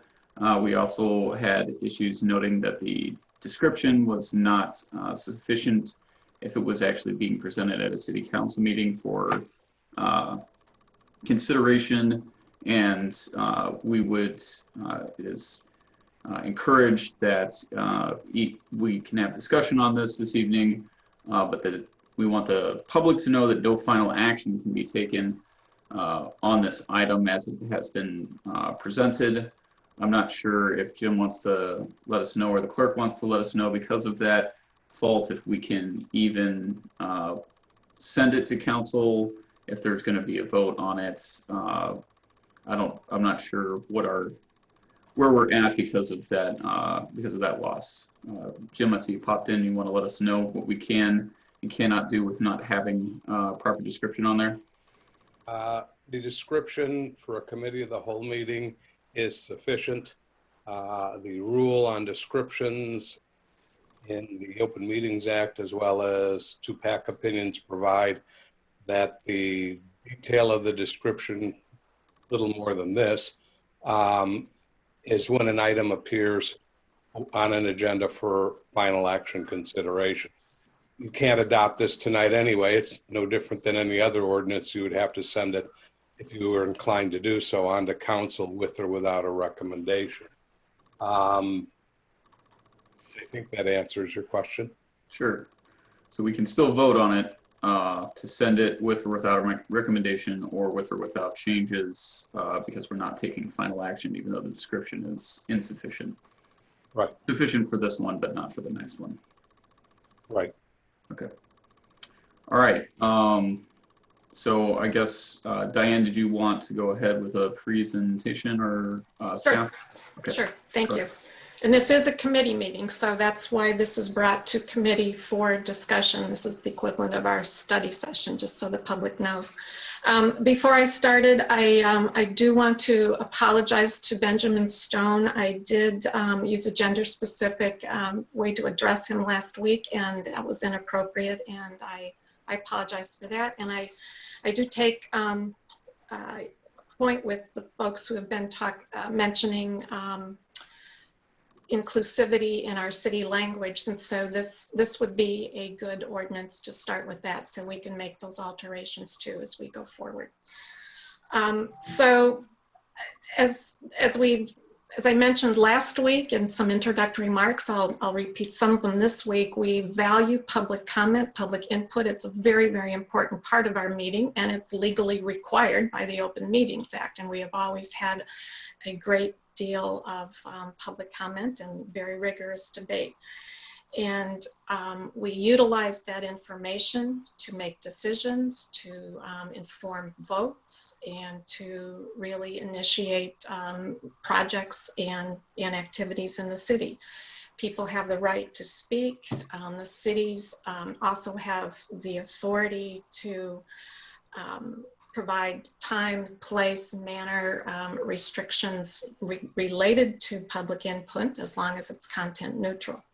So our Urbana City Code Chapter 2, Sections 2-4 establishes rules for public input for addressing city council boards and commissions. We've modified these rules over time, over the years, kind of like our liquor code. It's been amended and tweaked and changed over the years. The last modifications that were made were actually last September, when the former city clerk clarified some of the language in this very section. Some of the practices are actually listed in our city code. Some of our council rules are actually listed in our city code. Some of what we do in council meetings over the years have been long established practices, but aren't actually listed in the code. So I really think it's time for us to clarify the rules, particularly since we've now switched to remote meetings. All of our city code, all of the language related to public input was developed pre-COVID. And as you know, a lot of things have changed since then. So I'd like to get some consistent guidelines in place, and as I mentioned last week, want to make sure that we have the time within our city council meetings to actually debate and deliberate. We have many, many very large challenges facing us today. We have to continue to provide the essential programs and services. Our top priority is to get the business of the city done, and we can only do it in the context of an open meeting. City council members cannot meet outside of a venue like this with more than 2 people. And so we have to provide space for deliberation and consideration and thoughtful consideration. The issues that are facing us today are very, very significant. And we are responding to many of the demands, the requests, the questions that the public has raised over the past few months with regard to public well-being, safety, and policing. Just because they aren't discussed every week at a city council meeting does not mean that work isn't going on within city staff behind the scenes. It takes time to bring these things forward to get them to the point where it's ready for council consideration. The other thing that I wanted to focus on was the tone of our council meetings, and as I mentioned, over the past few months, the increasingly hostile atmosphere that's been created in our meetings. And it has discouraged people from participating. People have told me that. People want to participate, but they are afraid of becoming a target themselves.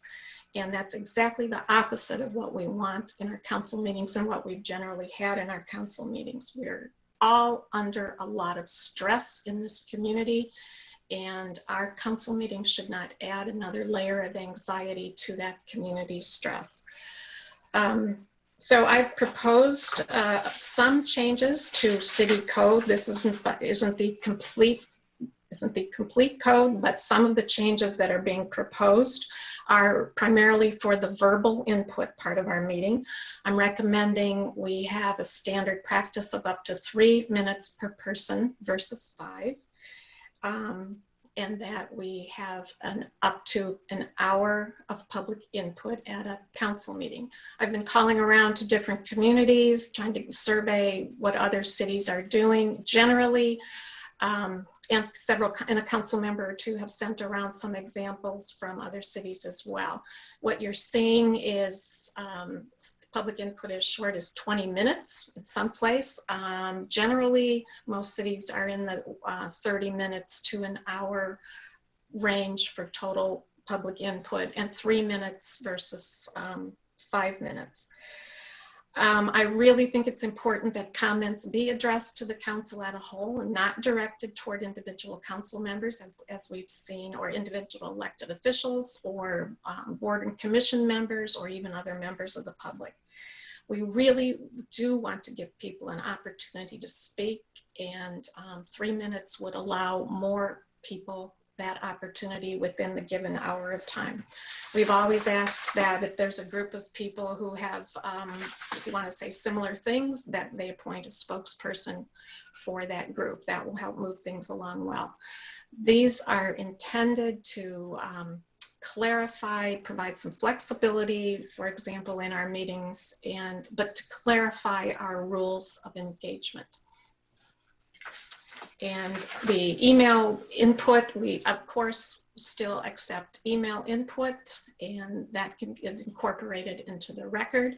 People can write, people can call council members, and council members of course are encouraged to engage constituents outside the meeting. That's part of your job as a council member, is constituent engagement. So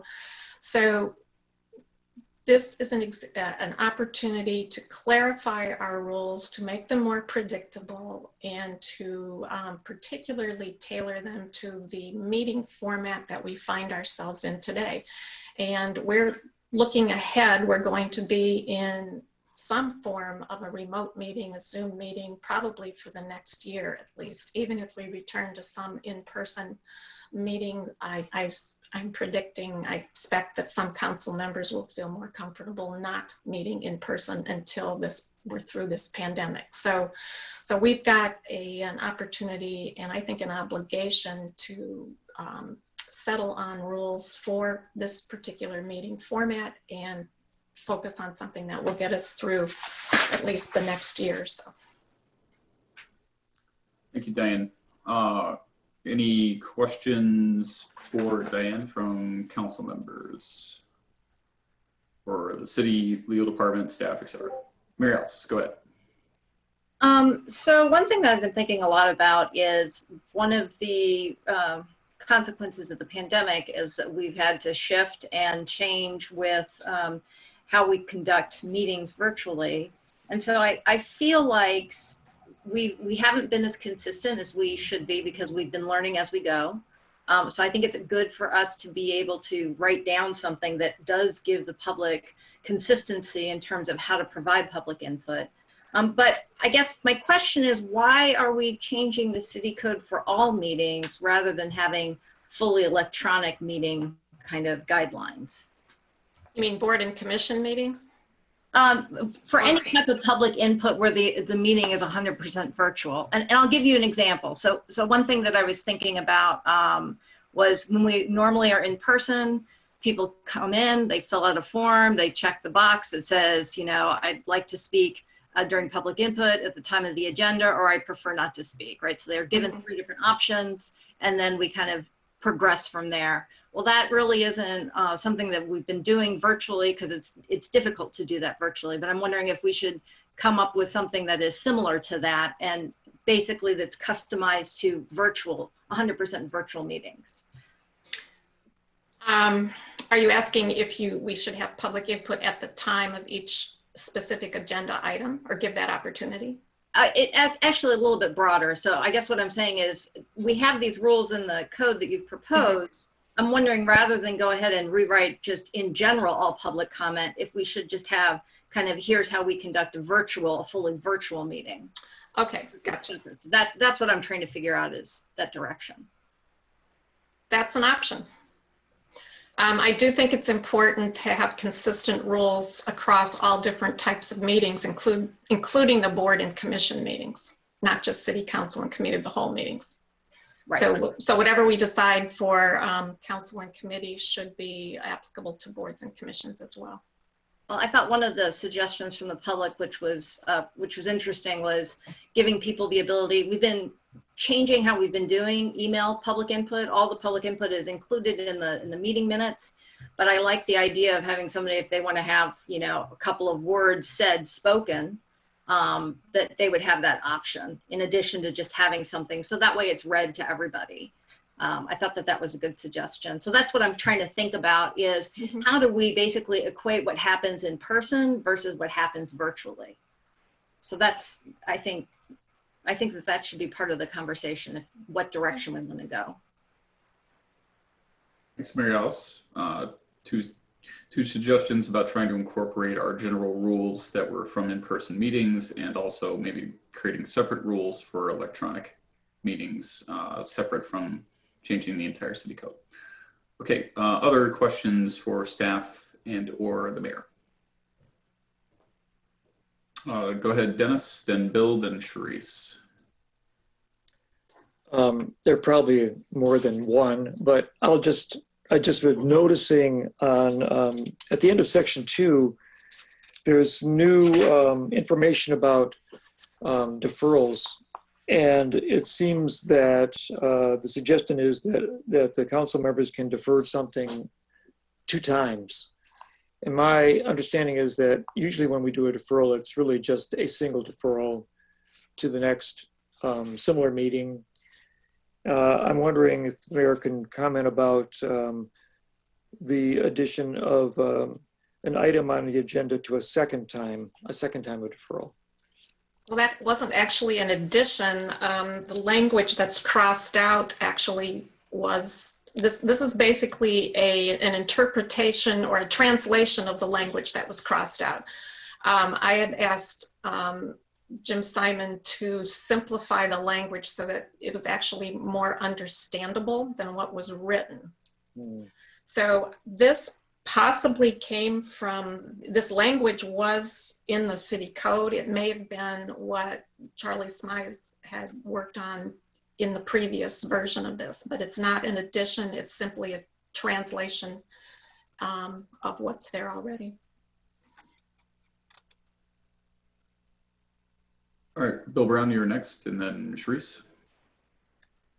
I guess I disagree with that because the original was it would take a three-quarter vote to consider it at a special meeting to be held before the date of the next regular meeting. So before, you could have a three-quarter vote to consider it before the next council meeting. using a special meeting. And under the rewrite, the 3/4 vote would be to defer it a second time. So it seems like it's really two different things. Yeah. I'll let Jim address that. You're right, Bill. In drafting it, it's given the situation we're operating under, it gives the council more flexibility in terms of a second deferral. If you're unable to meet before the next meeting, then what happens? There's no default really on that because it's been deferred. The new language was intended, the add that you're suggesting or expansion you're suggesting, you are correct, it is an expansion, but it's intended to give the council more flexibility to when they want to defer a second time, if at all.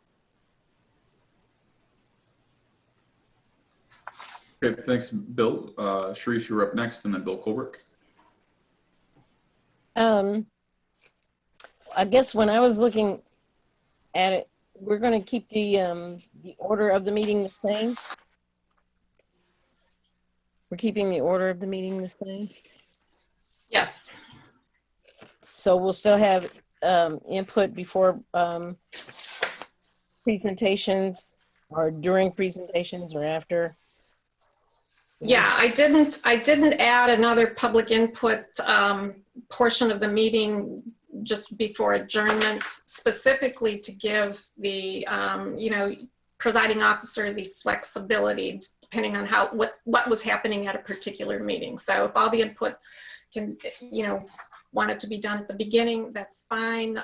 If you had a whole lot of people wanting to speak to specific agenda items, it might be necessary to put some at the end. But this in the code could be left more general in the set of council rules. Most communities have a separate set of rules. They're not in the city code, but they're rules for the, just a set of rules and procedures that folks can follow. And that could be included in that. So it's to give people the option to do either. Okay, so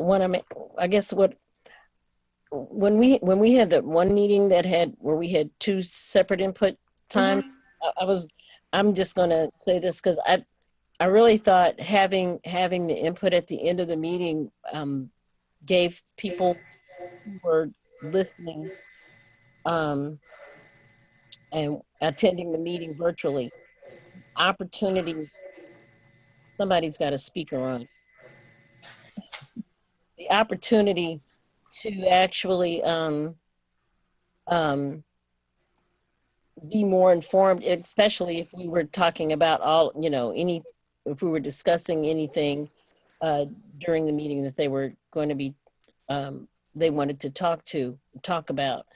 And I just thought that, I don't know if folks felt more informed with that format or what, so that because we may have answered many questions that they may have had about a particular agenda item. And I was wondering if there is any way that that would be an issue.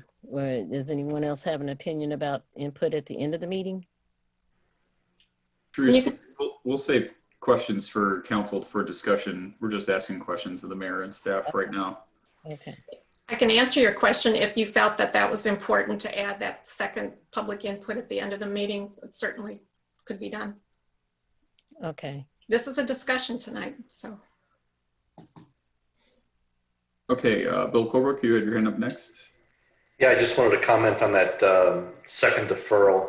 I think because of the the weight and the gravity of the issues that we're dealing with on a weekly basis, and the fact that our meetings are already packed with agenda items, I just think that second deferral gives us another very, very good option, to defer something, down the path, because we still would recognize that it's important to talk about, but we're just able to push it to a meeting that we're going to have more opportunity to discuss, those issues, because we've experienced already where something very, very important has come up and it's already past the 10 o'clock hour Matter of fact, we took a very, very important vote one time. It was 10 minutes, 3 minutes till 11, and we were all exhausted. I think this one simple rule just gives us more opportunity, more flexibility to be able to discuss important items when we've got a little bit more time to do so. Thanks, Bill. I saw Bill Brown's hand come up and then Julie. Yeah, I wanted to follow up on the question about the language saying mayor or presiding officer versus just presiding officer. Seems like the main place where mayor or presiding officer is used is in the providing warning to speakers that use abusive, personal, threatening, or defamatory language. And then most other places it's presiding officer. So was that a conscious decision, making some places mayor or presiding officer, which I guess when the mayor is the presiding officer, you wouldn't have to say mayor. So when you're saying mayor or presiding officer, you're saying that during a committee of the whole meeting, either the mayor or presiding officer could intervene. Is that right? Correct. Okay. So it sounds like it was a conscious decision. Yes. Okay. Okay, I think that answers my question. Julie and then Dennis. Sure, this is, I think we'll leak into when we have a discussion, but this is a question about ensuring people that their emails will be read and how to ensure that they would be attached to the minutes. I know that on the current just instructions to the public, it's this very, 8 a.m. to 4 p.m. on the day of the meeting or something like that. Mm-hmm. And so, but I note that in this, there's no time frame. So I just wondered if that had been thought out yet. And then I had a suggestion of possible language that might be appropriate. It hasn't been added into here. We were kind of working within the structure of what was already in the code. So if that's something that, and it's something, that's another case of where is that going to be a permanent part of all meetings, or is this the Zoom remote meeting format in terms of emailed input and how we treat email input going forward? So that's something to decide.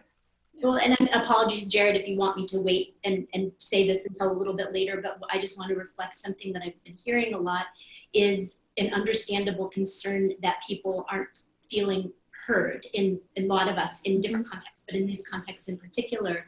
And having the Zoom meeting, we don't even get to see each other in person, and then emails sort of going into this black box. I think that whatever we can do to, and I've been trying, and I know I'm new, but I've been trying to, let people know, I read your email, thank you, and if I have a follow-up question, I've had a couple of people tell me not to waste their time, so I choose not to respond to them. But for those I've had some very nice exchanges and follow-up conversations with people as a result of that. So I don't know, just thinking that way of what is it that we can be doing as a council and then as individuals to help people ensure that we are definitely reading, listening to, and taking their public input into consideration with each meeting. And pre-COVID, of course, people emailed comments, and I know we as council members always read them, made a point to read them all personally, but they were not read into the record or entered into the record. So when we switched to the Zoom meetings, that's one of the first things that the city clerk did. And that's, some cities that I surveyed, they only take email input. They do not take verbal input. For example, the city of Danville does not do verbal input. All their input is by email only. So emails have suddenly become much more important in remote meetings as far as how it's recorded or incorporated into the meeting record. All right, Dennis, you were up next, and then Mary Alice. Yes, if the individual in the public wanted to present a little slideshow presentation with images or something to the council as part of their input. Are we allowing for that? And would we allow, I think 3 minutes is not enough for some input. And I don't think I would prefer to go to just 3 minutes as standard. I think that some leeway should be made here for receiving public input and possibly getting public input in other ways than just verbal commentary. Are we allowing for shared screen use, or is that too dangerous in respect to Zoom bombing? No, number 7 still allows for a presentation by an invited presentation by a member of the public. And I believe it's been up to 10 minutes in the past when we've had people come in and do that. Okay, so that's not changing. No. Thanks. Mary Alice? So I agree with Dennis. I think that having right off the bat 3 minutes is too truncated. So I've been trying to think of a happy medium here. And so I was thinking rather than having 20, I think is our rule right now, where if you have 5 minutes unless there's 20 or more people. I was thinking of having 12 or 15 or more people wanting to speak. That would, then it would drop down to 3. So basically we're dealing with 3 things, right? We've got the place, time, and manner. Those are the 3 things that we're talking about. And so the place here happens to be Zoom. So we have different items with Zoom.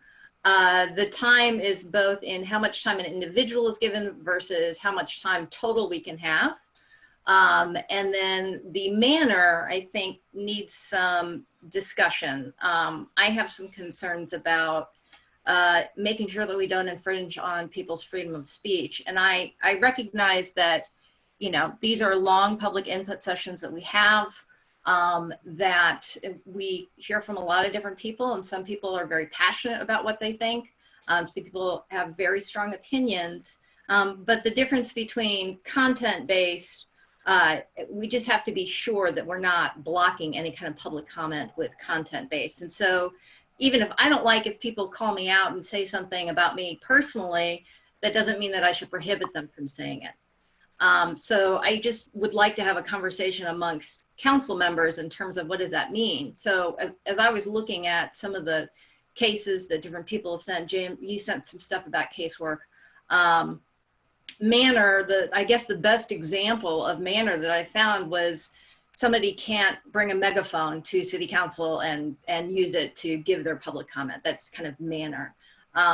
In terms of Zoom, it might be somebody having some kind of sound in the background, like a foghorn or something. I'm just making something up right now. So to me, manner is different than content. And so we have to tease that out a little bit to make sure that, that we're not moderating what people's content is. So those are the 3 things I wanted to talk about. Thanks, Mary Alice. Responses may be needed for that in council discussion. I'm assuming Bill Colbert, you were raising your hand to respond to that. But if let's keep this in questions for the mayor and or staff for right now. And once we get to discussion amongst council, we can have that discussion. Are there any more questions for the mayor or staff? Julie, and then I'll go back to you, Maris. So I think that a lot of what we're specifically talking about are our experiences on city council, but recognizing that this would be helping ensure that rules were being set for all of the other many committees and task force and so forth moving forward. I think that's something to take into consideration too regarding time. And I wondered about, Diane, if you had a sense from staff or other people who are on, I'm on the traffic commission, which doesn't seem to need to meet. And I sit in on some other things, but I know it must differ commission to commission.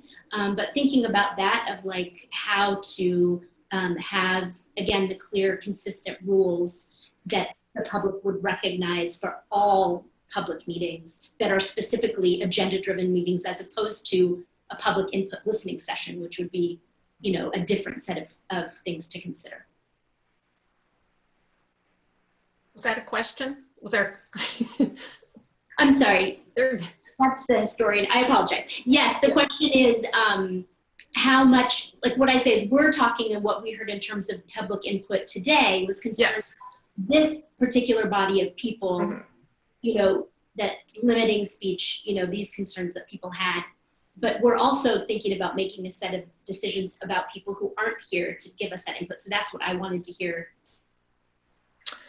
Feedback that you have heard or that you have other council members have heard from staff and commission members and such on other bodies that are facing. Yes. What we're hearing from other bodies, there is a need for a consistent set of rules and the same sort of expectations in those meetings as well, so that you know the focus remains on the issues, not on the individuals, that that they have time to do the work of the board or of the commission the same way we do at City Council. Now, in other communities, I think the Evanston example that you sent around, they had set different total time set aside for public input was different for boards and commissions than it was for City Council. But as far as expectations for you know, civil, respectful conversations, that was the same. Okay, Mary Alice, you were next, and then Dennis. I was just going to make a motion, but if Dennis has a question for Dennis, I do. It's something else that came up, and just I was thinking we should. I'd like to ask it, I guess. So there's been a concern about manner and about you know, the comment about what is neutral content or content neutral.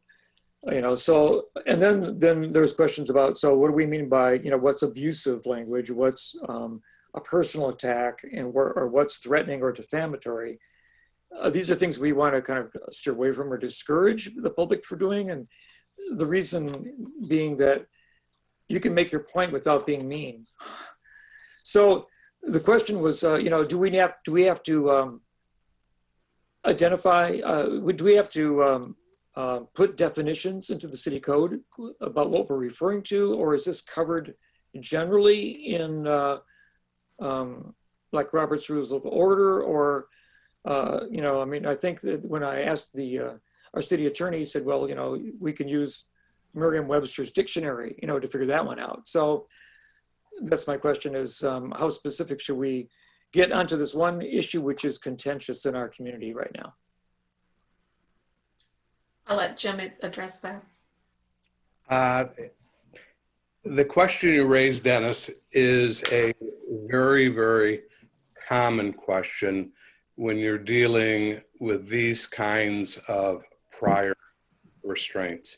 Unfortunately, there is no bright line test as to what is abuse, what is harassment, what is threatening. Defamation's a little clearer, but the cases turn on specific facts.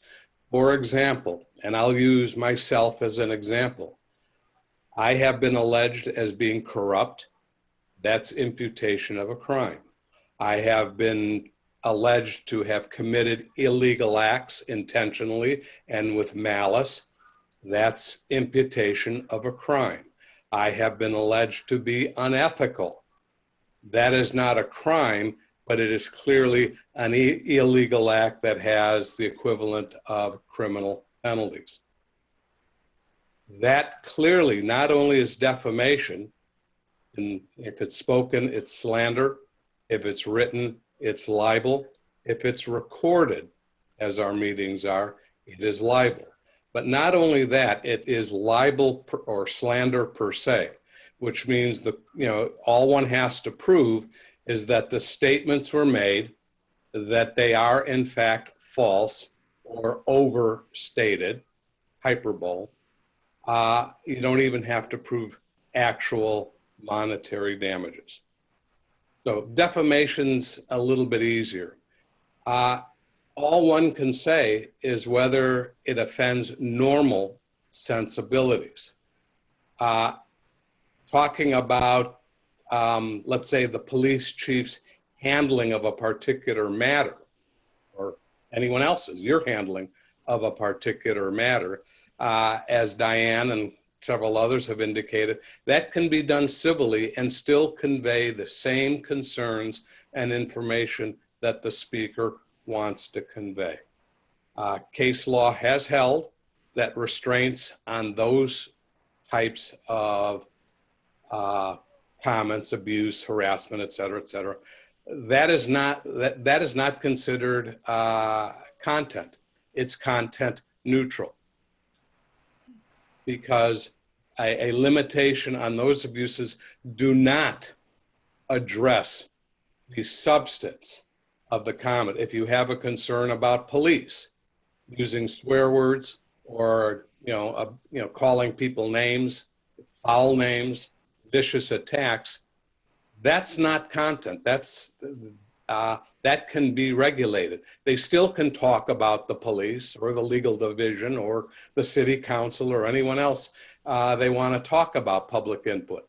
They certainly can provide and convey the information about which they're concerned about, their viewpoints, their ideologies, their suggestions for how to solve problems and all. Those other forms of communication deal with tenor. And the cases are pretty clear that that kind of content, those types of regulations, prior restraint regulations on speech, are within the First Amendment, even under some pretty strict scrutiny standards. There are multiple levels of scrutiny that I'm not going to get into because you really get into the weeds. But as I've indicated,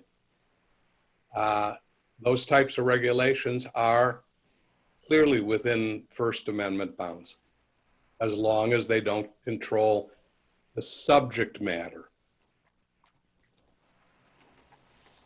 Okay, I understand. So it's the tenor of their delivery, and sometimes even the choice of words is within the control of the speaker, and the individual can choose to do civil discourse, or they can abuse, harass, or slander an individual during the discussion.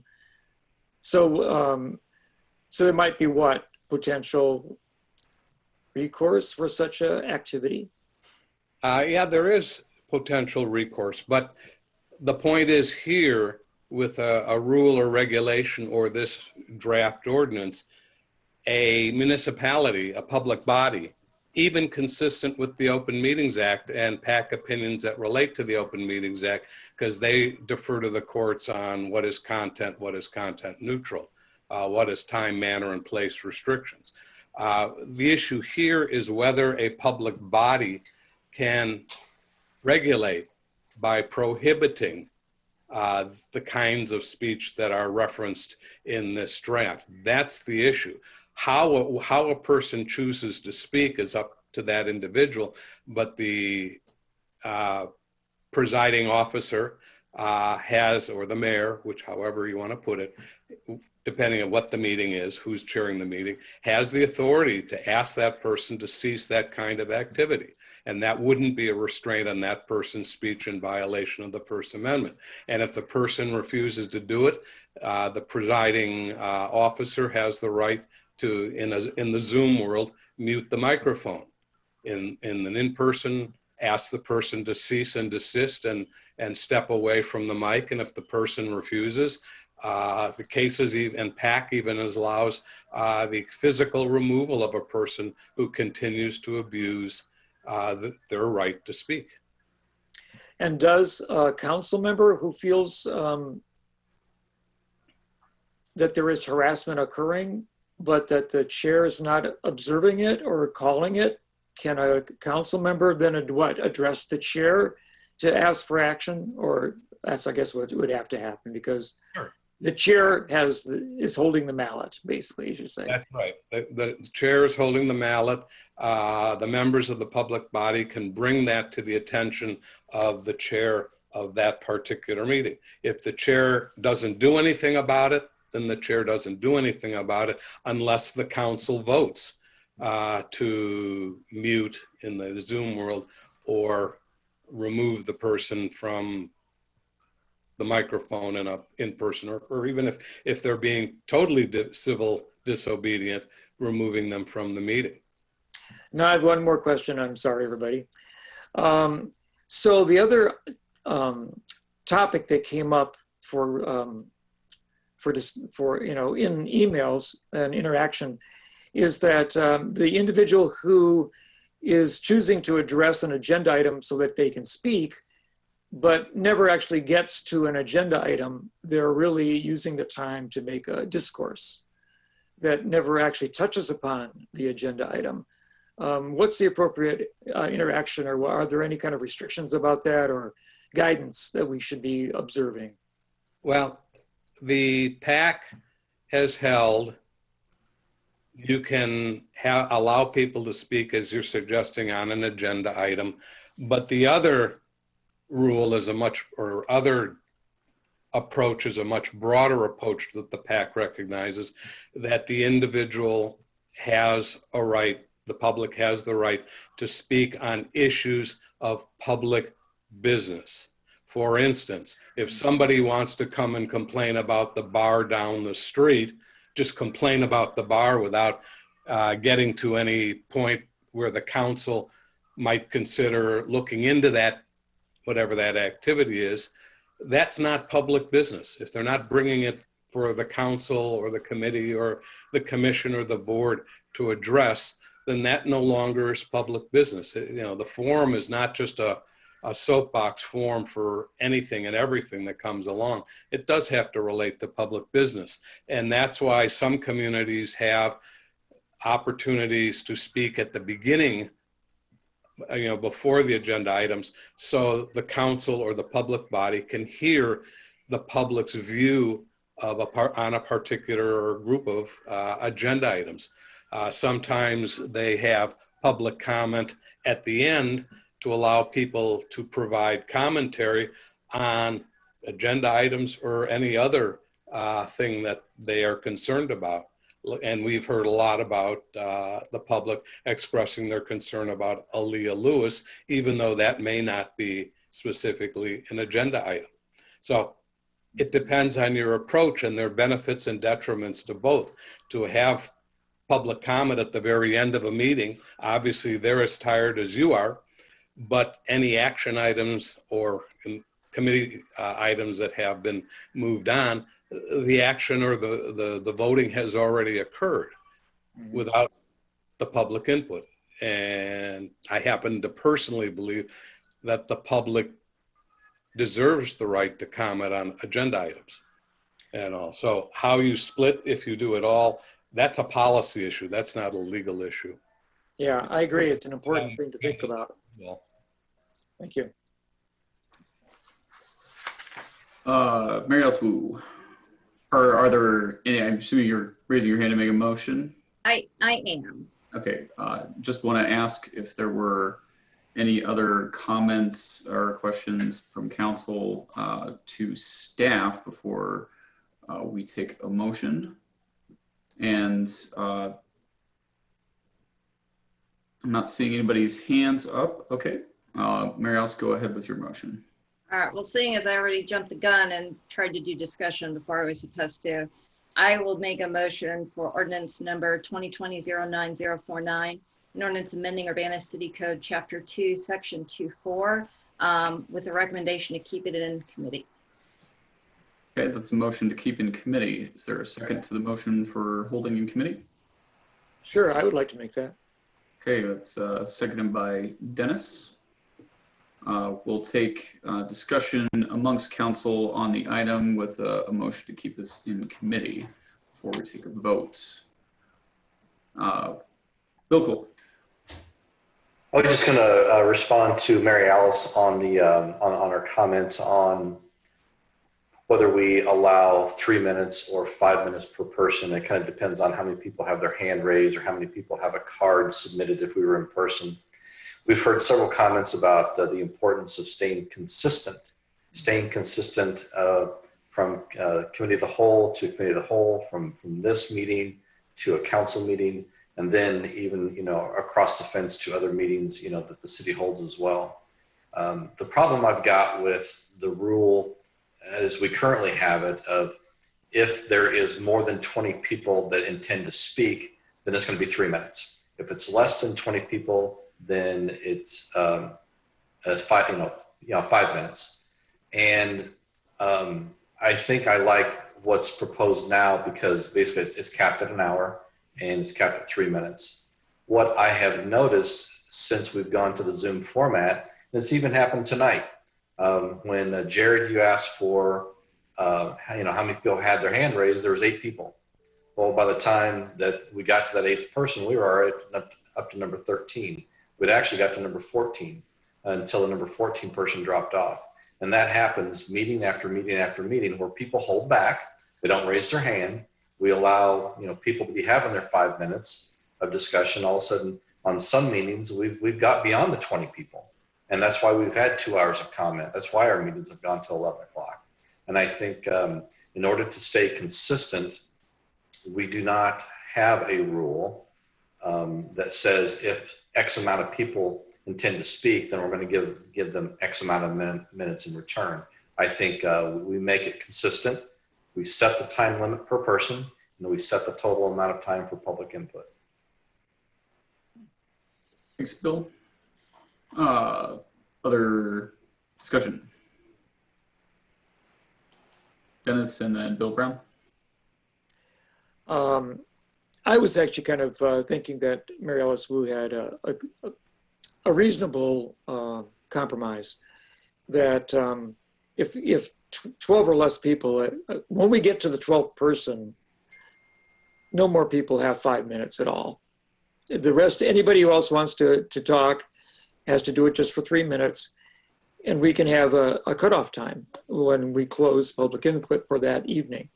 And so they have to be, and also, we have a lot of people, some of them I think who live in the same complex or perhaps are sitting in the same room, each want to speak for 5 minutes on the same topic. Sometimes the text of their conversation is practically identical. And I hope we're like kind of past those kinds of public input, sessions and are being more thoughtful now. But I want to be generous to a few, but I want to be less generous to the many.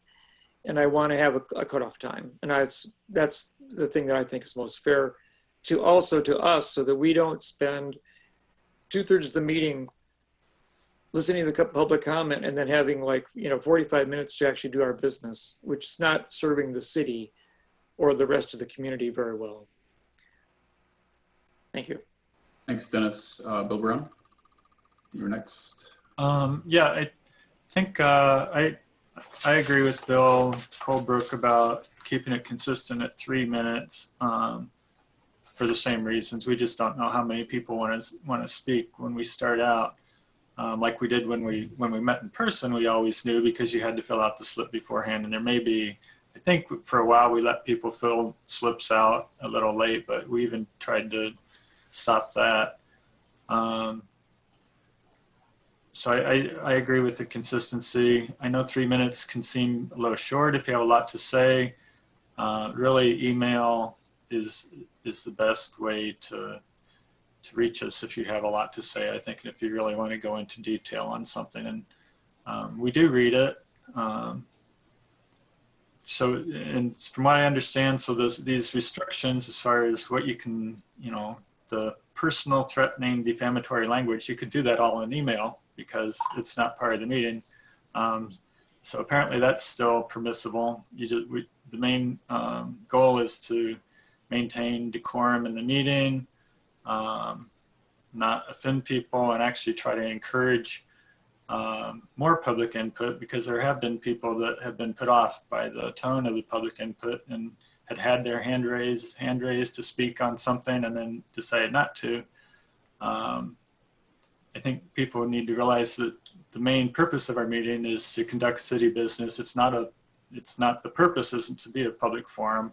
We do have a limited public forum for purposes of getting input on our business. But there are a lot of other options for public forum, frankly, a lot more with a lot larger audiences, including Larry the editors, blogs, everything like that. But I think I'm okay with an hour. It's unfortunate. I think there have been times when I started on council, and for years, I think really public input was something I always looked forward to, and one of my favorite things about being on council, and I can't say that anymore. And that's a little discouraging. I'm not sure that the language in the current ordinance actually allows for the chair to allow public input at the time of the discussion. It seems to just say you have to follow the order of the meeting, which only has public input and presentations at the beginning. So I'd ask people to ask Jim to look at that to make sure the language allows for public input at the time of the agenda item. I'm also still researching the language about abusive, personal, threatening, or defamatory, and I'm not real convinced that that's going to be it's not going to be easy to enforce. I think, most of us probably recognize abusive input when we see it. So I don't know if both the mayor and presiding officer need to have the same ability to cut somebody off. I'm not sure exactly how that would work if they disagree. I don't know why the mayor couldn't just do what the other council members do and appeal to the presiding officer to discontinue, and the presiding officer could take into consideration that's the mayor. I think there is some level of training really that has to go into managing a meeting with these restrictions to make sure we all understand what is defamatory language. When is personal too personal? I think people doing public input too need to consider if they could accomplish the same thing by not using names and just say, especially if it's staff, it's really not fair to staff to pick them out. I think people that are elected and more public figures were more used to it, but staff members, you could accomplish the same thing just by saying the city did this to me. The city gave me a parking ticket, not a specific officer or something. The city denied my request. I think it would strengthen your argument instead of detracting from your argument by making people wonder if something's just personal between you and that staff member. It would actually strengthen your argument to use the city instead of the name of the staff member. So I think some of that's a learning process, and hopefully as we go through it and have warnings, hopefully nobody will ever get cut off. Hopefully by giving somebody a warning, it would be enough to get them to rethink how they want to say something. I think generally, I think I'm going to be okay with this. I do kind of think that this is being done mostly because of the way we're meeting in COVID. So it is tempting to make separate the two, although we don't know how long we're going to be meeting like this. So I guess, we could just change it again, or whoever's still around at that time could change it again if we go back to meeting in person. So yeah, I could go either way on that, but I think there's still a little bit of research to do. I'd support keeping it in committee. I think I'd also would have supported just forwarding with no recommendation and taking a week to consider, but either way. Thanks, Bill. Other discussion? Julie. Yeah, I recognize that we're a part of a long, ongoing conversation about politics and public speech and governance that's been going on since well before,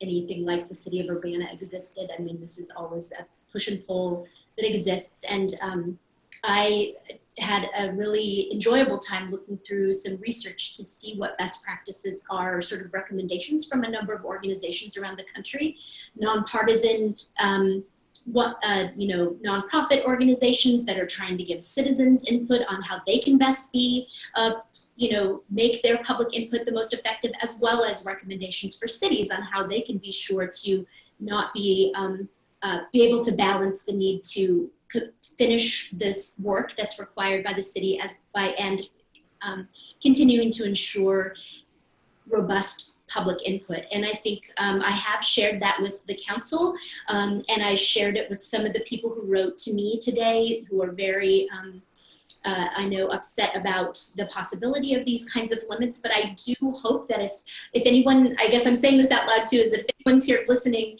and they want to email me, I'd be happy to share that list of resources with you, because I think it's from across the country. It's a lot of different kinds of organizations, some, like I say, that are focused on citizen input and the city, because the reality is we are part of this community. And I think what has been such a shock and so sad for me when I came on the council was to see just how disheartened people are on all sides of this. Kind of people are feeling under attack in the community as a result of the global things that are happening, national things that are happening, local things that are happening. And the city council is also feeling under attack because of the hard work that they're trying to get done under a barrage of extremely challenging issues that nobody in a lot of cases has had to face before. And I think that if we can move forward on this with a sense of empathy for one another and where we are, and I'm all about Urbana love, and I do believe you can say I'm naive and silly, but I'm telling you it makes a difference if we approach one another in that respect for each one of us and our dignity. I think if we can look at it from that perspective, that we'll come to an agreement, and it might be shaky for a little while, but I think it will improve how everybody's feeling week to week. Because I don't think you all should be dreading coming to this meeting writ large. Thanks, Julie. Other comments? Mary Alice, Sharice, we heard from either you in a little bit. I have some of my own, but if you guys want to comment, I'll take yours first. I guess what I want to say is I think that we got the proposed language on Sunday night, I believe, and we've all been kind of doing some of our research, listening to input and so forth. And so that's one of the reasons why I want to keep it into committee, so that we can make sure if we're really going to change city code that it's the best that it can be. And I do feel pretty strongly that we should have rules for 100% virtual versus in person, but that's just my personal preference. Thanks, Mary Alice. Any other comments? If not, go ahead, Sharice. Still okay. I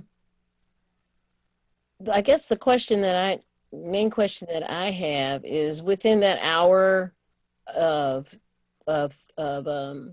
input 2, will that include any emails that people may have wanted read during the input? Diane? I guess I don't know who to ask. Jane? No, at this point, no. The emailed input would be incorporated into the meeting record, but they would not be read aloud. Okay. This is verbal input during a meeting. So this is basically more about conduct too, regarding input. Mm-hmm.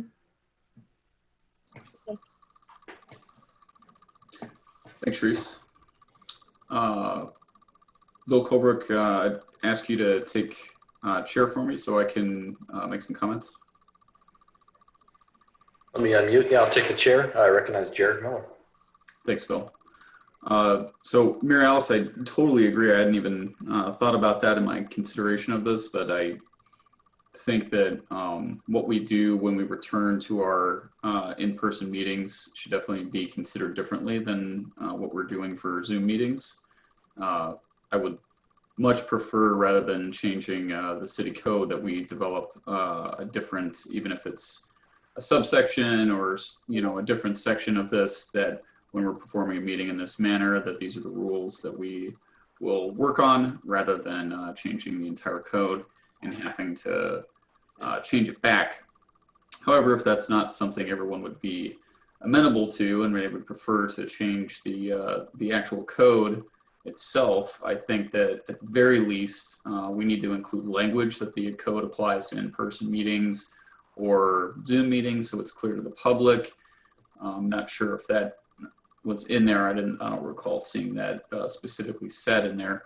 I think that I disagree with some of the changes, but I'm not going to get into that. I think all of you know my position on restricting some of these things. I would be open to compromises on those, but alternatively, at least as far as considering comments at Zoom meetings versus individual ones, a compromise also might be if people preferred to amend the city code instead, that we include something in the ordinance that says, these rules will remain in effect until the expiration of the governor's emergency order, which, will effectively also signal the end of the rules that have his rules for the Open Meetings Act and how we're able to operate under these meetings in the first place.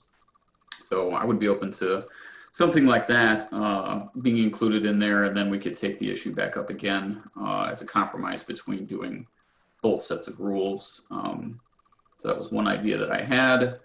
I think that Mary Alice, you had another great idea that we could have a number of people that get 5 minutes, and then after we reach a threshold, we could go down to 3 minutes for the remaining speakers. I don't think that that's an unreasonable thing. I would personally advocate that we continue with 5 minutes up to 20 people, because I personally value that input probably more so than most of the council, but I understand that I'm not the only person who gets to decide what happens, but I do think that hearing from our constituents and the people we represent is one of the most important things that we do. I understand that the purpose of the public body is to do the business of the city as well. The business of the city is the business of the people. We're a municipal body that collects taxes, and we're here to represent the voices in our community. And putting the more restrictions we put on that, the more barriers we put in front of them, it's just discouraging to folks who want to be able to communicate with us and communicate their ideas. I do understand the concerns about the manner in which people are addressing folks. I do think all of us having, at least those of us who have been on, some of you guys who have been on for a long time, developed a, thicker skin to understand, that people get upset sometimes at us, especially when we ignore, things that people keep bringing up over and over again, and we don't talk to them about it. We don't respond to them. We don't give them opportunities to participate in discussion.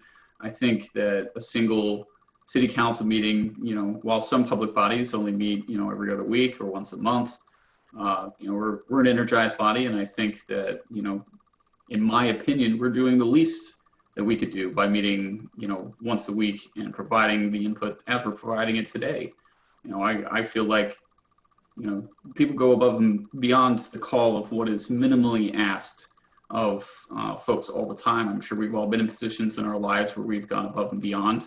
And, these are, different times than what we normally deal with. 3 years ago, we had, recordly short meetings where they were 8 minutes long or 10 minutes long. And,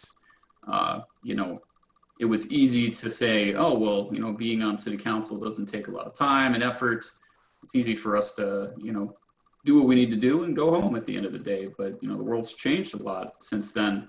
And we have to deal with these very difficult issues. And I think that choosing to quell public input by putting a time limit such as an hour on total input at a meeting, it's just saying that we're willing to go and do even less than what the minimum was traditionally for public input. And I would rather see that we step up as leaders in our community and have more special meetings to deal with these issues, to bring more opportunities to the public to engage with them. I mean, I put way more hours in now than I ever used to, and I'm happy to do so now, because this is what we're here for. This is what we were elected for. This is, what people expect of us, and to tell them that, well, you're getting in our way because we don't like being in our meetings for a long time, that it just sends the wrong message, in my opinion. So, I know we're going to keep it, probably the vote will pass to keep this in committee. We still have a lot to consider. I'm still very concerned, as Bill Brown is, about the language and how we're going to regulate that. I don't know how comfortable I would be. I think we're opening ourselves up for a lot of problems if we start to try to do that, and whether or not we're applying, those restrictions in a content neutral manner, and that we are not mistaking how we're doing that. If it is the will of the council that they want to put those rules in about how people speak at the meetings, then we've got to develop some kind of, good explainer that's there on the website to tell people, here's the expectations for our meeting. Here's what we expect the public to do. We can't just, most people aren't going to go into the city code and read the rules, and putting it at the end of the agenda probably isn't, that's, people don't open up the agendas always, and read through the stuff. They want to come and they want their voices to be heard, and we've got to do everything that we can to make them know. So if, it is the will of the council, I would at the very least say that we've got to, put something out there that thoroughly explains the city's legal position, how we're justifying what we're saying that we're going to do, and how it applies to how it gets enforced at meetings. So that's one thing. Bill, I agree that, the language in number, I guess it would, 5 is crossed out because I believe that section got added as 4 under section 1 and 2, 4A, subsection now 4, where it says mayor or presiding officer. I do not agree that the mayor should have authority to provide those warnings if we choose to accept that language during committee of the whole meetings. Those are meetings that are chaired by us. It's kind of our only opportunity to do what we need to do. The mayor gets to chair every other meeting. We share power in our form of government. And I don't think that the mayor should be able to do that in meetings that are kind of reserved for us to be able to hold that position in the committee of the whole meetings. So I would not support that language being in there. I'm just giving you, I'm sorry, there's so many, and I'm not elongating you guys. I'm just trying to rattle off my thoughts on everything that I've heard everybody say thus far. So again, I would support, compromises and discussion on these things. We all have to make these decisions together. But again, I really want to stress, that even considering doing some of these things and wanting to change these things because we want shorter meetings and, all of that is just telling the public that we don't want to step up and do the things that, I feel like we need to be doing to handle these issues. When we say we want to handle the issues, let's handle the issues. Let's call more meetings. Let's bring the public input in. Let's show them we're willing to engage, not shut them up in order to be able to do what we need to do. That's the wrong way to go about it. And those are the extent of my comments. Bill, if you would bring the chair back and continue on. So thank you for your comments, and I yield the chair back to you, Jared. Thanks, Bill. Any responses? Sharice, I see your hand. Yeah, I just wanted to say that regarding my idea about public input at the end of the meeting, the main reason why I thought that was useful is because it seemed to me that the language and with the people who had input seemed more deliberative. They actually, it wasn't so emotional. People seemed more informed because we had discussed the issues before they, were talking about the stuff that they wanted to talk about. And I think we actually had hit on some progress or whatever that we have made on certain things just because they got to hear us actually discuss, our particular opinions before that time. I don't think a lot of folks understand that with we don't, you know, call each other and and have, you know, meetings amongst each other. We don't have city offices or anything like that. The only time that we actually get to discuss issues is when we are having a meeting. And just like they may be seeing it for the first time, sometimes we're seeing it for the first time too. And I just thought that, and actually I wasn't talking about putting all input. I had asked Diane about there being 2 different times for input. So that I just wanted to correct that, what you said regarding that, because I just felt it gave the people who wanted to have some public input more information, and they could be more informed, or maybe somewhere during the meeting we may have even answered their questions, and that questions that they may have had. Maybe we all had the same questions, you know, even. So I thought that was helpful. At least it was for me, in the sense that when the input came through, they seemed to have they even brought up things that I hadn't thought of during that discussion. You know, I just thought it was helpful. It was helpful for me. I thought it would be helpful for the community as well, to hear what our opinions are about certain things, maybe before they have input about stuff too. Thanks, Sharice. Diane? Just wanted to say I serve on a number of boards, and a couple of the boards do have public input 2 different times. They'll do it at the beginning of the meeting, and then they'll do it right before, and then there'll be the option of right before adjournment. So this could be added to our you know, order of business, and then it would give the presiding officer the flexibility, again, depending on what's going on at a particular meeting. Yeah, it doesn't have to be like that every time. It may be one of those issues where, you know, if you look and you see hands at the end of the meeting and it's like more than 5, you may want to give people an opportunity to say something, you know, or at least up to 5. Maybe I should put it that way. It's like, oh, well, you know, some people have some more information that they either want or they want to give, or maybe, you know, there may be a solution or something in there or something that we haven't thought about while we were discussing a particular subject. Mary Alice? So Diane, I think that the City of Champaign structures there so they have 2 public input, one at the beginning of the meeting and then one at the end. Is that right? They do it at the time of agenda items and then at the end. Is that how they're handling it via Zoom as well? I believe so. I know they have the major portion of public input at the end of public input, but I didn't know how they were handling the agenda. They do take it at agenda items. I think from a Zoom standpoint, it's more efficient to do it. If you're going to speak to an agenda item, you do it all at once at the beginning of the meeting, then get to the agenda items. And then if you want to add that separate section at the end for general comments or follow-up, well, actually for general comments, I still think it's important only one, you know, person speak once during a meeting, just to be fair. And while we're on this topic, I think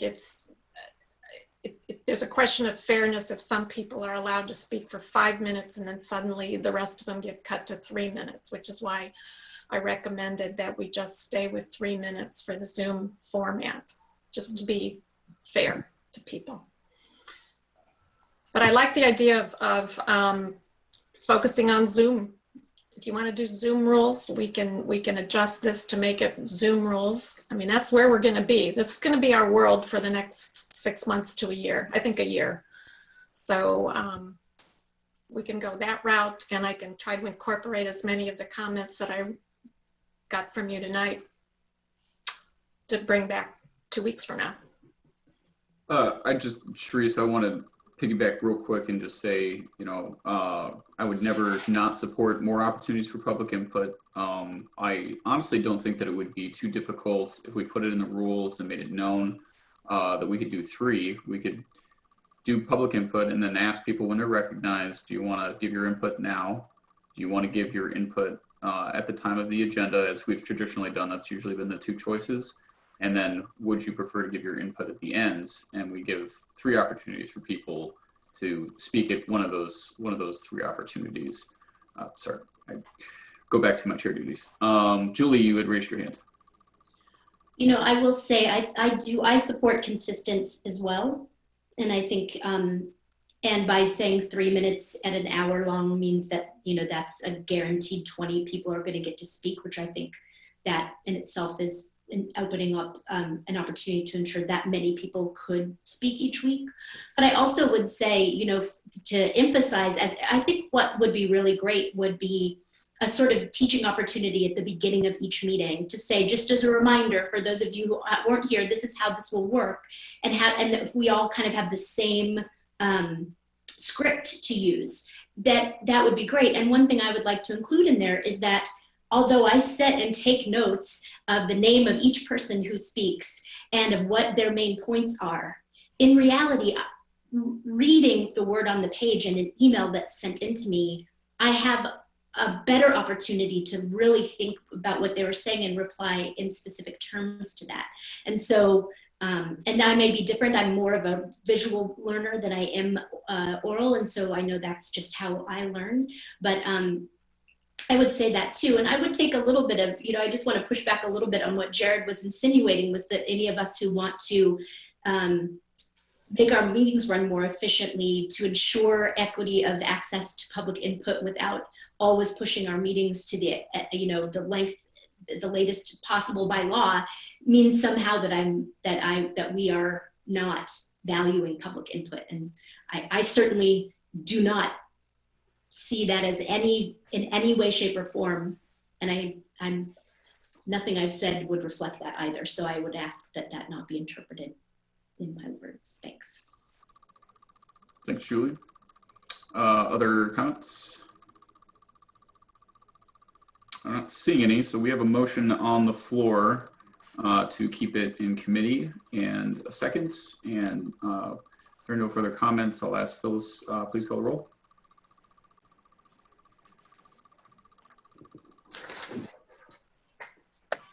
Ms. Wu, Yes. Ms. Laut, Yes. Ms. Hersey, Yes. Mr. Brown, Yes. Mr. Roberts, Yes. Mr. Colebrook, Yes. Mr. Miller. Yes, that motion passes. So this topic will stay in committee and come back before council on October 5th. I'm sure we'll be able to send any further suggestions to city staff of things we'd like to see in consideration for the next one, or a proposal for just Zoom rules versus a change to the city code itself. Okay, we're going to move on to our next agenda item, but before we do that, I had told Sarah Nixon we were going to give her time to speak in between 8 and 9, and we were at that point. So Jason, if we could get her unmuted. Sarah, you can give us your comment if you're ready. Yeah, I am. Thank you. Thank you for the accommodation. And I do have a fever, but I'm doing my best. Also, Alderwoman Laut, I would appreciate a copy of the citizen input resources you mentioned that you have. So my name is Sarah Nixon. I'm a resident of Urbana. Just like resident Tracy Chong stated earlier, I too do not wake up on Monday mornings gleeful that tonight there might be a city council meeting. I and the others who convene here week after week are as weary as we are outraged, but we will continue to show up to speak up on behalf of the collective about serious concerns and violations against the public weal, because others in the community count on someone to do so. And we are that someone who take it upon ourselves to stand up and speak to you about what the people believe is broken within this city's administration and service delivery. And so I'm speaking up tonight to the City Council in regard to Agenda Item 8, because Firstly, I believe that freedom of speech matters. It matters perhaps more than anything else in a democracy. And with the proposed amendment to City Code, in order to curtail citizens' free speech during public input, our democratic principles and policies feel threatened. And secondly, agenda item number 10, the public's access to public records matters.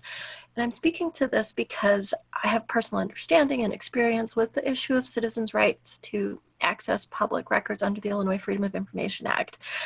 A recent experience bears sharing. I submitted last month a request under FOIA for records related to the violent assault of Aaliyah Lewis on April 10th of this year by the UPD, specifically requesting all records related to the Hillard Heinz review, a shameful tax dollar paid whitewash of the truth, and a patent misuse of public funds, shamelessly diverted toward covering up police brutality and then covering up the cover-up. Now, on the city's website, it states in black and white that email is a delivery option that the FOIA requester can choose. So I requested that the records be provided to me via email. And your FOIA officers arbitrarily, capriciously, and perhaps even maliciously denied that request and insisted instead upon issuing the documents on a flash drive and requiring me to travel to the city building to collect it during this COVID pandemic, saying that the volume of responsive records made the flash drive imperative. And the city placed another obstacle in my way in the form of an arbitrary fee of $8. I informally appealed, requesting that they reverse their decision to charge me gratuitously, even if minimally, for a flash drive on which they decided unilaterally to issue the documents. And I asked instead that they please issue them via email in a zip folder at no cost. It felt like they made their decisions frivolously, but I made my request because I'm a low-income Urbana resident who is attempting to engage with the process of city administration as an act of civic duty in order to be of service to my community. And $8, trivial, even symbolic to you, actually does represent a burden to me, especially during this time of COVID-induced income standstill. I live on an extremely restricted budget. My FOIA request was reasonable and of critical relevance.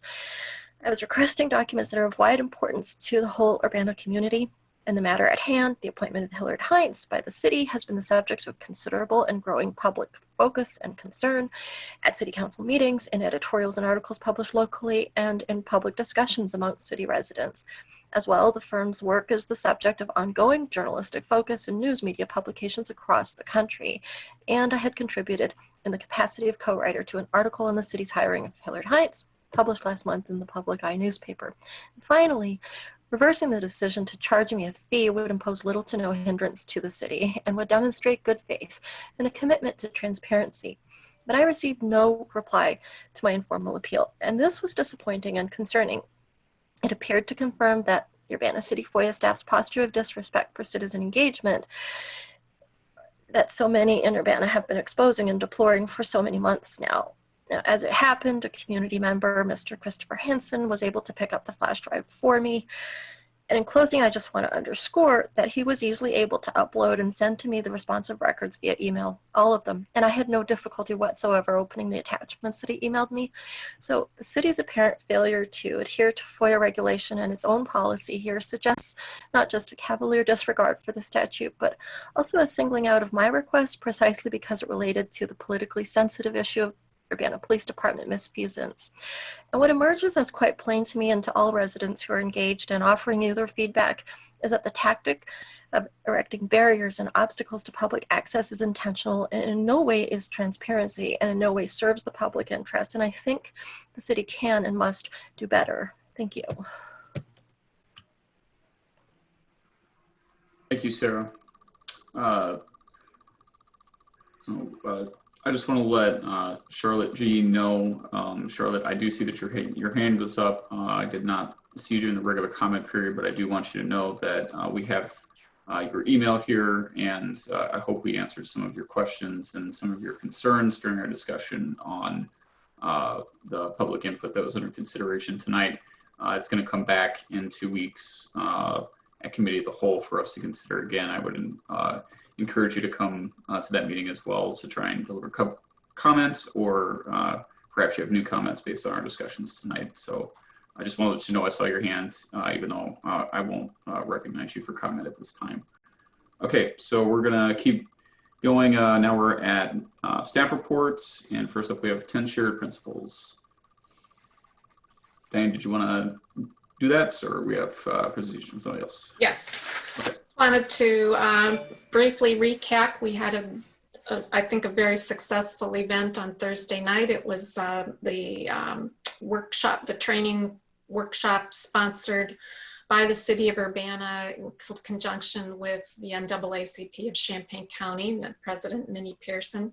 The workshop was conducted by the Robert Moore, who's the NAACP state, with the NAACP at the state level, Criminal Justice Committee, and Ed Wojcicki with the Illinois Association of Chiefs of Police. Also in attendance was the president of the state of Illinois, NAACP, Teresa Haley, a number of other local members, members of the community, city council members, and 10 sworn officers from the Urbana Police Department. They went over the principles. People discussed each of those. We were outside at the Vineyard Church. I want to thank the Vineyard Church for allowing us to use their tent. That allowed us to do an in-person event that was safe in terms of COVID, distanced, masked, and all that. And it was really a really good opportunity for discussion. And several people told me afterwards that it was the first time they had had the opportunity to sit down with a police officer and just have some honest, open conversations and really kind of understand where people were coming from, each perspective. And that's the whole point of this particular workshop. So following that, the Police Chief Bryant Serafin and Minnie Pearson, president of the NAACP Champaign County, signed a copy of the 10 shared principles. Interestingly, Mr. Moore told me that while a couple of hundred police departments have signed on to the 10 shared principles over the last 3 years, only 5 or 6 city councils had affirmed them. So while Urbana was not first to the table in signing on to the principles, the City Council of Urbana was one of the very first to do this in the state. So that's a testament to the city's commitment to these. So this is the other thing that it was I was happy to see is that a couple of students from Urbana High School, members of the group, the Self-Made Kings, and their coordinator, Mr. Lamont Peppers, also attended, and it was an excellent, I think an excellent opportunity and experience for the students as well. So I want to thank the council members who were able to come, and you may have observations of your own. Any council members want to discuss their experience or 10 shared principles in general? Dennis. Yeah, I was at a table. There were only 3 of us, but Ms. Haley, the head of the NAACP for the state, was at my table, and one of the police officers who we had an excellent conversation, revealed a lot of really interesting things about background, thoughts about the topic that we were assigned, which was each table had a different point or principle to discuss in particular. So there was a focus at each table on a different topic. And ours was, increasing diversity and promoting it. And I think that I came away from it with a lot of respect for the community that was involved. And I thought it was a valuable experience. I'll just say that. Thanks, Dennis. Bill Colbert. I just want to share that this was my 3rd 10 Shared Principles event that I've attended personally in my professional career, and I believe they get better as I go along. And I think it was so rewarding and so valuable for not only me, but for the people at my table and for the city of Urbana, that I would just encourage for this not to be our last 10 Shared Principles event. This is an event that doesn't have to happen just one time. This is an event that can keep on recurring on a regular basis because it yields rewards beyond belief every time we have one. So I suggest we keep on going. Thanks, Bill. Mary Alice. Yeah, I'm really happy you said that, Bill, because I think that I think that the chief had mentioned that, you know, how do we work with the community, and it's building one connection at a time. And so I sat at a table with people I'd never met before. And I felt like I had an opportunity to learn from them, you know, what their thoughts were on the principle that we were talking about. And so I think the more that we can have interactions and the more we can get together different groups of people to have those interactions and have conversations like that, I think would be invaluable to the city moving forward. So. Thanks, Morales. Diane, did you want to say something? Sorry. I just say I wholeheartedly agree, and that's one of the things I would like our soon to be announced community engagement coordinator to help facilitate. Okay, Julie. Yeah, I wasn't able to attend, so thank you all for being there.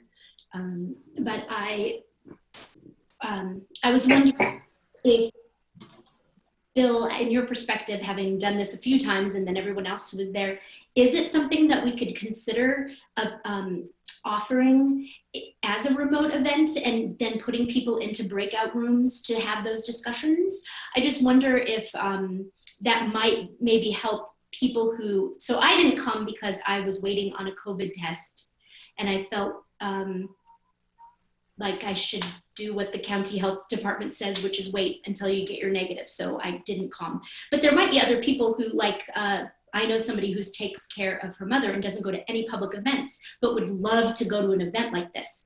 Or somebody else who maybe, you know, works out of town and that kind of thing. So I just wondered if there was the possibility of doing events like this sometimes via Zoom. Well, I appreciate you asking me. But I think on record not being the huge, the biggest fan of Zoom meetings and Microsoft Teams meetings and virtual events. Obviously they work. We're doing this virtually. I think I'm probably not the leader in technology and thinking outside the box when it comes to that sort of technology. I do think that they could work in a virtual environment, but I'm also a huge advocate of the nuances that a in-person meeting provides. I think just the body language, the facial expressions, even with the mask on, just that personal contact, even in a social distancing environment, I think is really invaluable for something like this. It shows the honesty, the sincerity.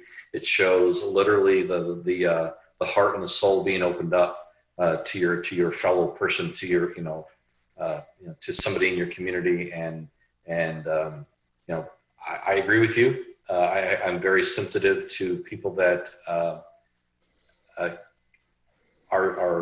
they're afraid for good reason to go to in-person meetings because of COVID scare, because of the pandemic. But I also will say that I'm a huge advocate of the in-person meeting as well. Thank you, Bill. Sharice? I was just going to kind of agree with Bill there. Minnie Pearson is attending the meeting tonight. Ms. Pearson, maybe she could say even whether something like that would be possible. She might be able to comment more on that. That's all I was going to say. But that and I thoroughly enjoyed the discourse that we had at that meeting, that we had the opportunities to have.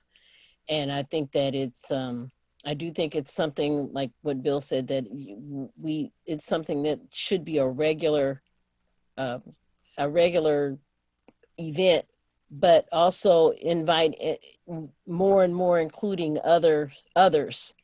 So, I mean, there was a good attendance, and I would like to see other community leaders and people that are doing community work, regardless of what. But I'd like to see more and more folks involved in doing that particular thing. Thanks, Sharice.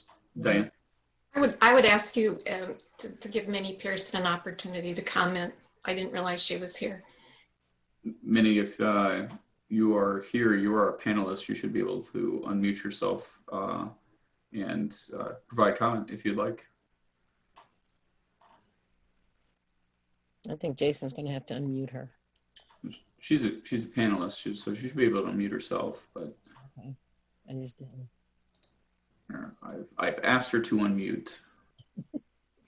See if that gets her attention.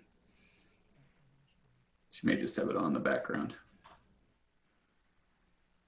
Well, Sharice, we have her contact information, so you could always reach out to her and ask her to respond to your comments to full council, because I'm sure we'd all like to hear them. Okay. I spoke to her briefly after, and I can say this, that we both felt that it went well, that it was a a good experience for everyone. So. Dan. I forgot to mention, we did record the whole thing, and it will be on available through UPTV. So great. Folks can watch it. Okay. Any other comments from council? Okay. All right, we will move on to our next agenda item then. That is the TASER subcommittee reports. Mr. Liggett, could you add Mr. Dossett to the panelists, please? Thank you. So, first of all, I apologize to the council. I recognize this morning that the memos in question weren't included in the packet, so I sent those to you this morning. Hopefully you're able to get an opportunity to read those. What I'm presenting to you is a written report that is required under ordinance to be submitted, and it is inexplicably late. I don't know why it is late as it is, but it was discovered through the process of a CPR meeting that the city owed a report to council 12 months after the implementation of the TASER program. Again, I can't tell you why it was late, but we are now making good on our obligation. So what this report detailed was strengths, weaknesses, and effectiveness of the TASER program. The memo outlines the number of incidents between the beginning of the program, which was February of 15, to March of 20, when I authored or tendered the final report to the chief. There were a total of 61 incidents, and of those, 39 cases were reviewed by the Civilian Police Review Board. 36 of those were displays, and 3 of those were discharges. So through the course of the report, I outlined what I believed are the strengths, weaknesses, and effectiveness of the program. With respect to strengths, the first was relationship between the police department and the Civilian Police Review Board.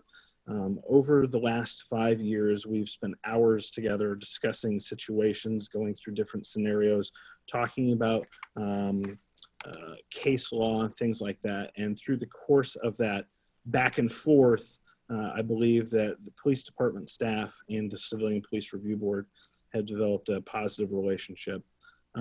One of the other strengths that I outlined was that just through that Q&A process, there was some natural oversight. Just by the mere fact of asking questions about the process, the Civilian Police Review Board engaged in oversight of the police department. With respect to weaknesses, the first one that I listed was an inefficient use of staff time. The reason that I explained that is the process is fairly cumbersome. It involves reading reports, redacting reports, watching videos, redacting videos, having to watch the videos again and re-redacting. There are some instances where I would redact a video. In some of this is my own fault because I'm not a redaction specialist. You know, I'd have to redact the same piece of video 3 or 4 times to make sure that I get all the faces, all the names, all the things to keep the videos as anonymous as possible. And so I would say for every hour of video that I had to do, it probably took me on order of 4 to 6 hours of redaction time. With respect to the video, one of the other weaknesses that we found is that the video quality that we presented to the Civilian Police Review Board was not great. And that was because we were using a camera that was mounted on the taser itself. And so we had a lot of video of the ground. And that was something that the Civilian Police Review Board commented on. They said, well, it's great, we can hear it, but we can't see what's going on. And that's because the officer is not pointing the taser at the person, but the officer is pointing the taser at the ground. And the last thing that we found is that our taser policy was out of date. Because we switched from the taser camera to body-worn cameras, that policy has been corrected and has been republished. With respect to effectiveness, which was the last one, the way I sort of characterize it was it developed a maturity of the Civilian Police Review Board and the process.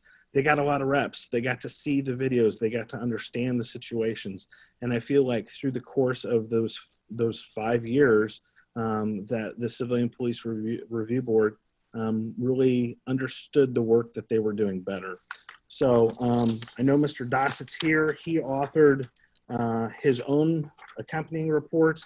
I would ask if he has thoughts and comments to provide them.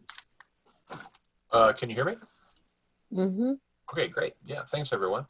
Yeah, second most of what Rich has said, trying to pull it out a little bit more though to the responsibilities that the board took on in the context of ensuring the citizens of Urbana that the TASER implementation was being done in a justifiable and correct manner. And so all of the review that Rich talked about that let us cooperate, although we often see people from UPD at meetings, and the chief is a frequent attender, really was all about ensuring the community that this policy that we rolled out under significant and heated opposition in some context. The council chamber was literally full for a couple of meetings. People were really concerned about this. And what I'd like to report is that I think we've got good control within the department. Scott, I'm sorry to interrupt you, but we've got to get a motion on the floor to extend the meeting. I just realized what time it was. Thanks, Bill. Colbert. I'll move that we extend the meeting until 11. Thanks. I'll second it. That's a second from Bill. Phyllis, can we get a roll call real quick?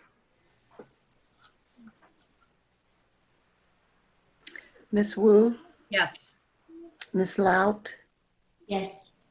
Ms. Hersey, Yes. Mr. Brown, Yes. Mr. Roberts, Yes. Mr. Colebrook, Yes. Mr. Miller.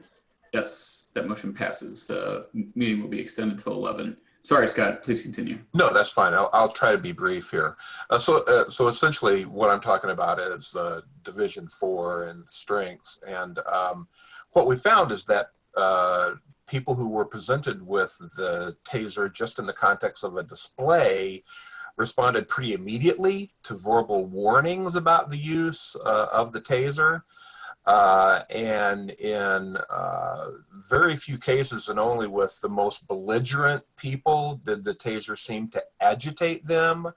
So we didn't have cases where upon seeing the TASER implemented or having an officer note that the TASER had been displayed, that we had a lot of people freak out and kind of compound and go to a more critical sort of level.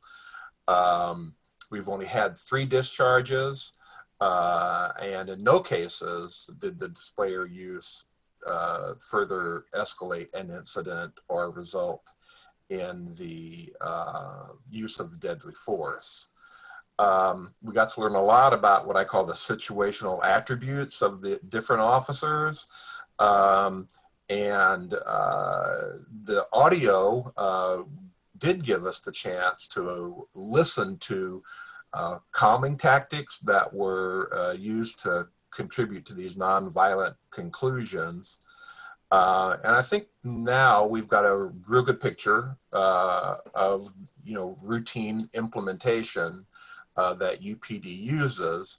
And I think I hope the community can rest assured that with, our continued review, that some of the problems or fears that were noted early on in the implementation, just haven't, and I hope don't materialize. The fact of the matter is that the city of Urbana and UPD now owns the TASER issue as opposed to deferring it to county or in another administrative unit that could have applied a TASER on the streets of Urbana. And I think our review is, shows merit, and that, we're doing a good job with the use of the TASERs in the city, and the cooperation between UPD and at least the review board has been real positive. Thank you, Scott. I'm sorry, did you have anything further? Nope, that's it. Okay, thanks, Scott. Council member discussion, Bill Colbrook. Rich, this question is for you. So what I just heard was what appeared to be a very positive report, albeit the first report after several years. Obviously, I was not on council whenever this issue was first debated, but I am very aware that there was a lot of very intense discourse amongst the council and amongst the community on whether Urbana should outfit a few Urbana officers with TASERs.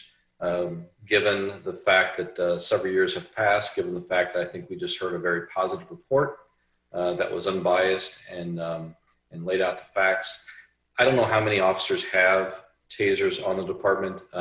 So I've got a question about that. And the second question is there any thought to adding TASERs to Urbana to equip more officers?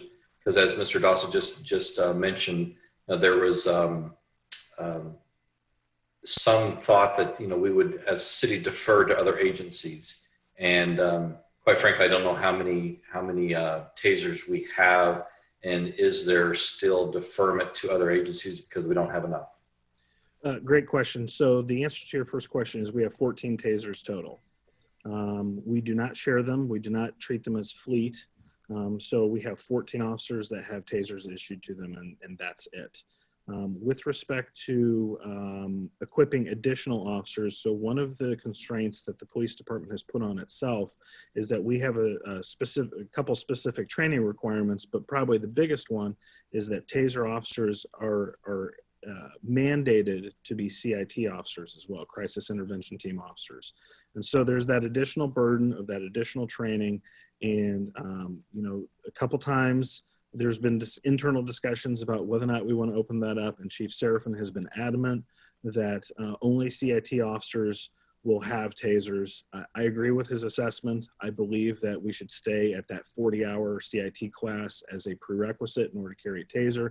I think it just brings a lot of skills to the table. And I think what you get is in large part those positive outcomes that Mr. Dawson talked about.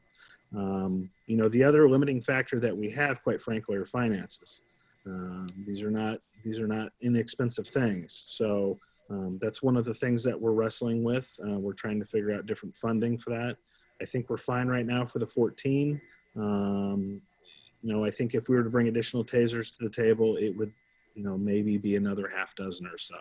I don't think we're probably going to be able to afford much more than that, if those at all. Has there been any limitations from the training standpoint? I know the Illinois Law Enforcement Training Standards Board has changed kind of the standards for officers. I believe they've got to have 2 years experience before they're even entered into a class, allowed to be in a class. Has that restriction throttled basically Urbana PD from getting officers in CIT? Because not only does it speak to now the TASER issue, but obviously to the mental health response that we've been talking about in the community as well. The short answer is I don't know the answer to the question. That's probably a better question for Lieutenant Bain, who's our training officer. I'm guessing that in a couple instances, it's probably limited us. I think probably more the limiting factor isn't necessarily the requirement of 2 years that you're talking about, but I think it's more just class size in general, right? Because everybody wants mental health classes, everybody wants de-escalation classes, everybody wants crisis intervention team classes. And if you couple that with the severe reduction in training because of COVID, I mean, we were basically shut off for training for 6 months or so. You know, I think those sorts of things probably are limiting us more than the Training Standards Board's requirements. Thanks. Yeah. Thanks, Bill. Other questions or comments? Mary Alice? So I'm just looking, Scott, at your recommendations here as you have listed in your report. One is to continue the review of TASER discharges as planned, edit all pertinent documents, and work with different staff and community members to address deficiencies and the changing requirements of the Urbana citizens regarding TASER use. So those are your 3 recommendations. Scott, you're still muted.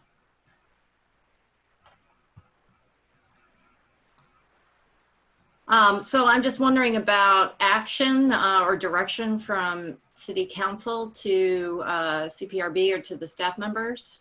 What would be the process as we move forward?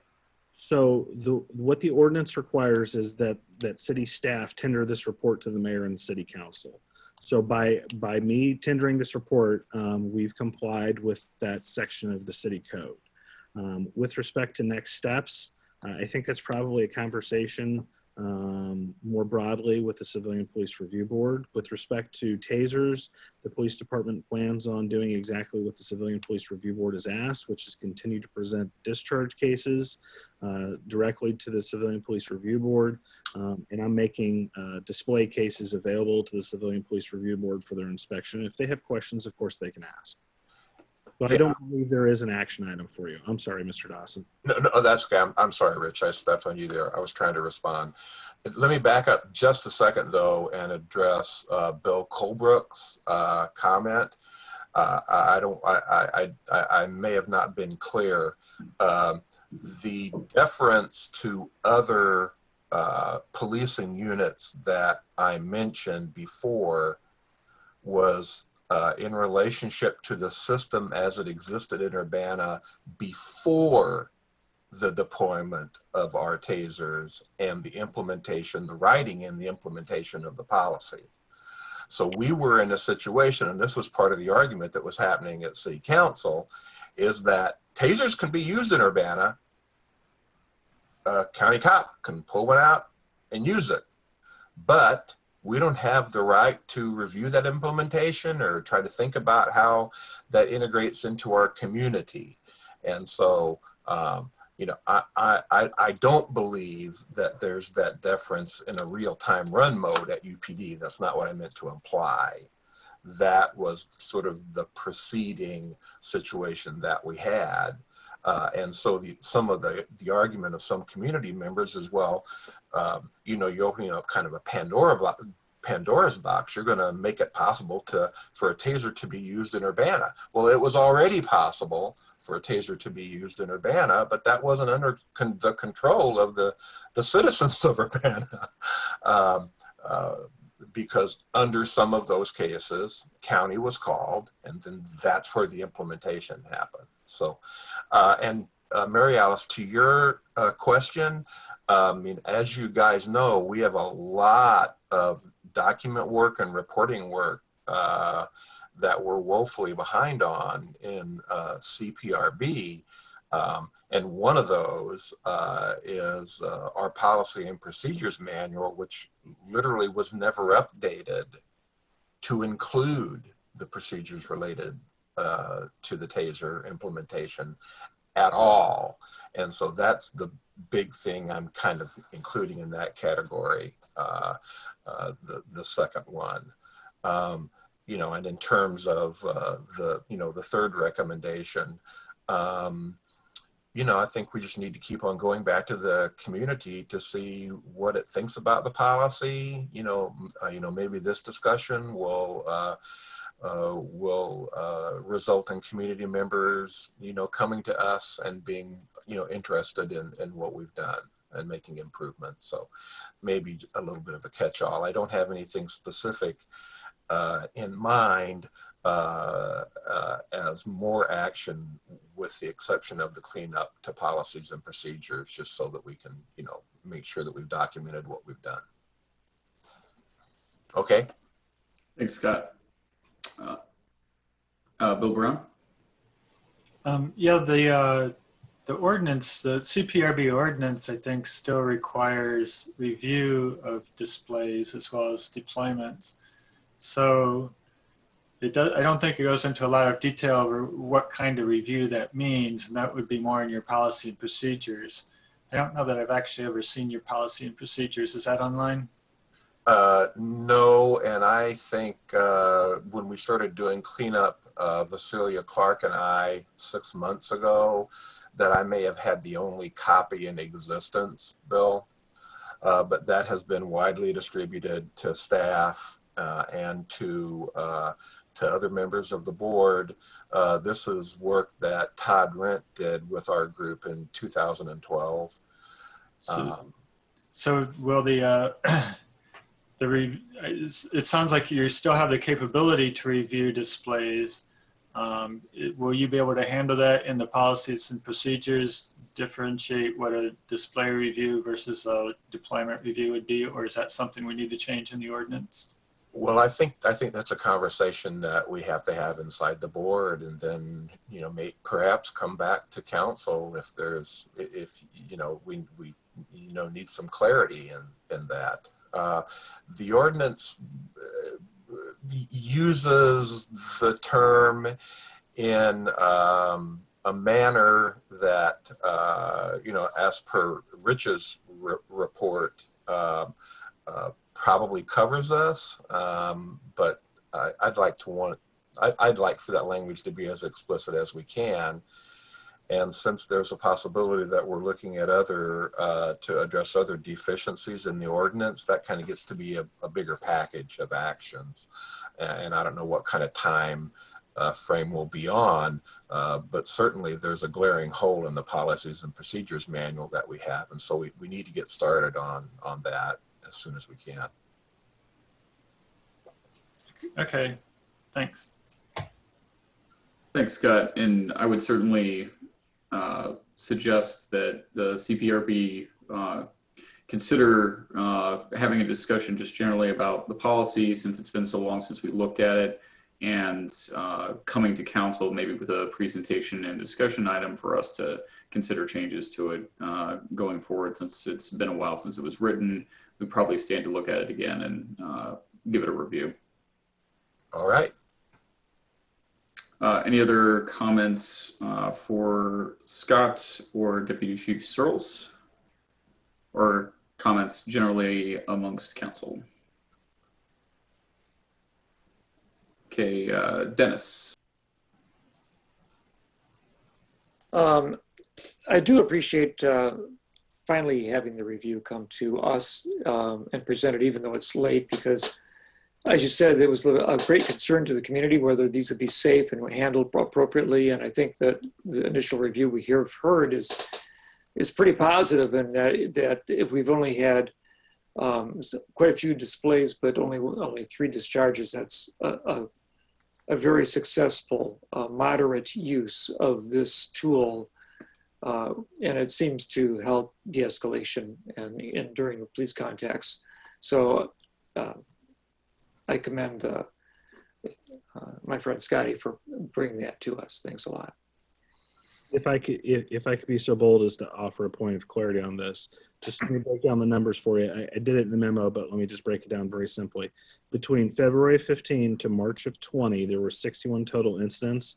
54 of those were displays. 7 of those were discharges. The CPRB has reviewed 3 of those. Wow. And the remaining 4 are pending court. And because they're pending court, they couldn't be presented to the CPRB.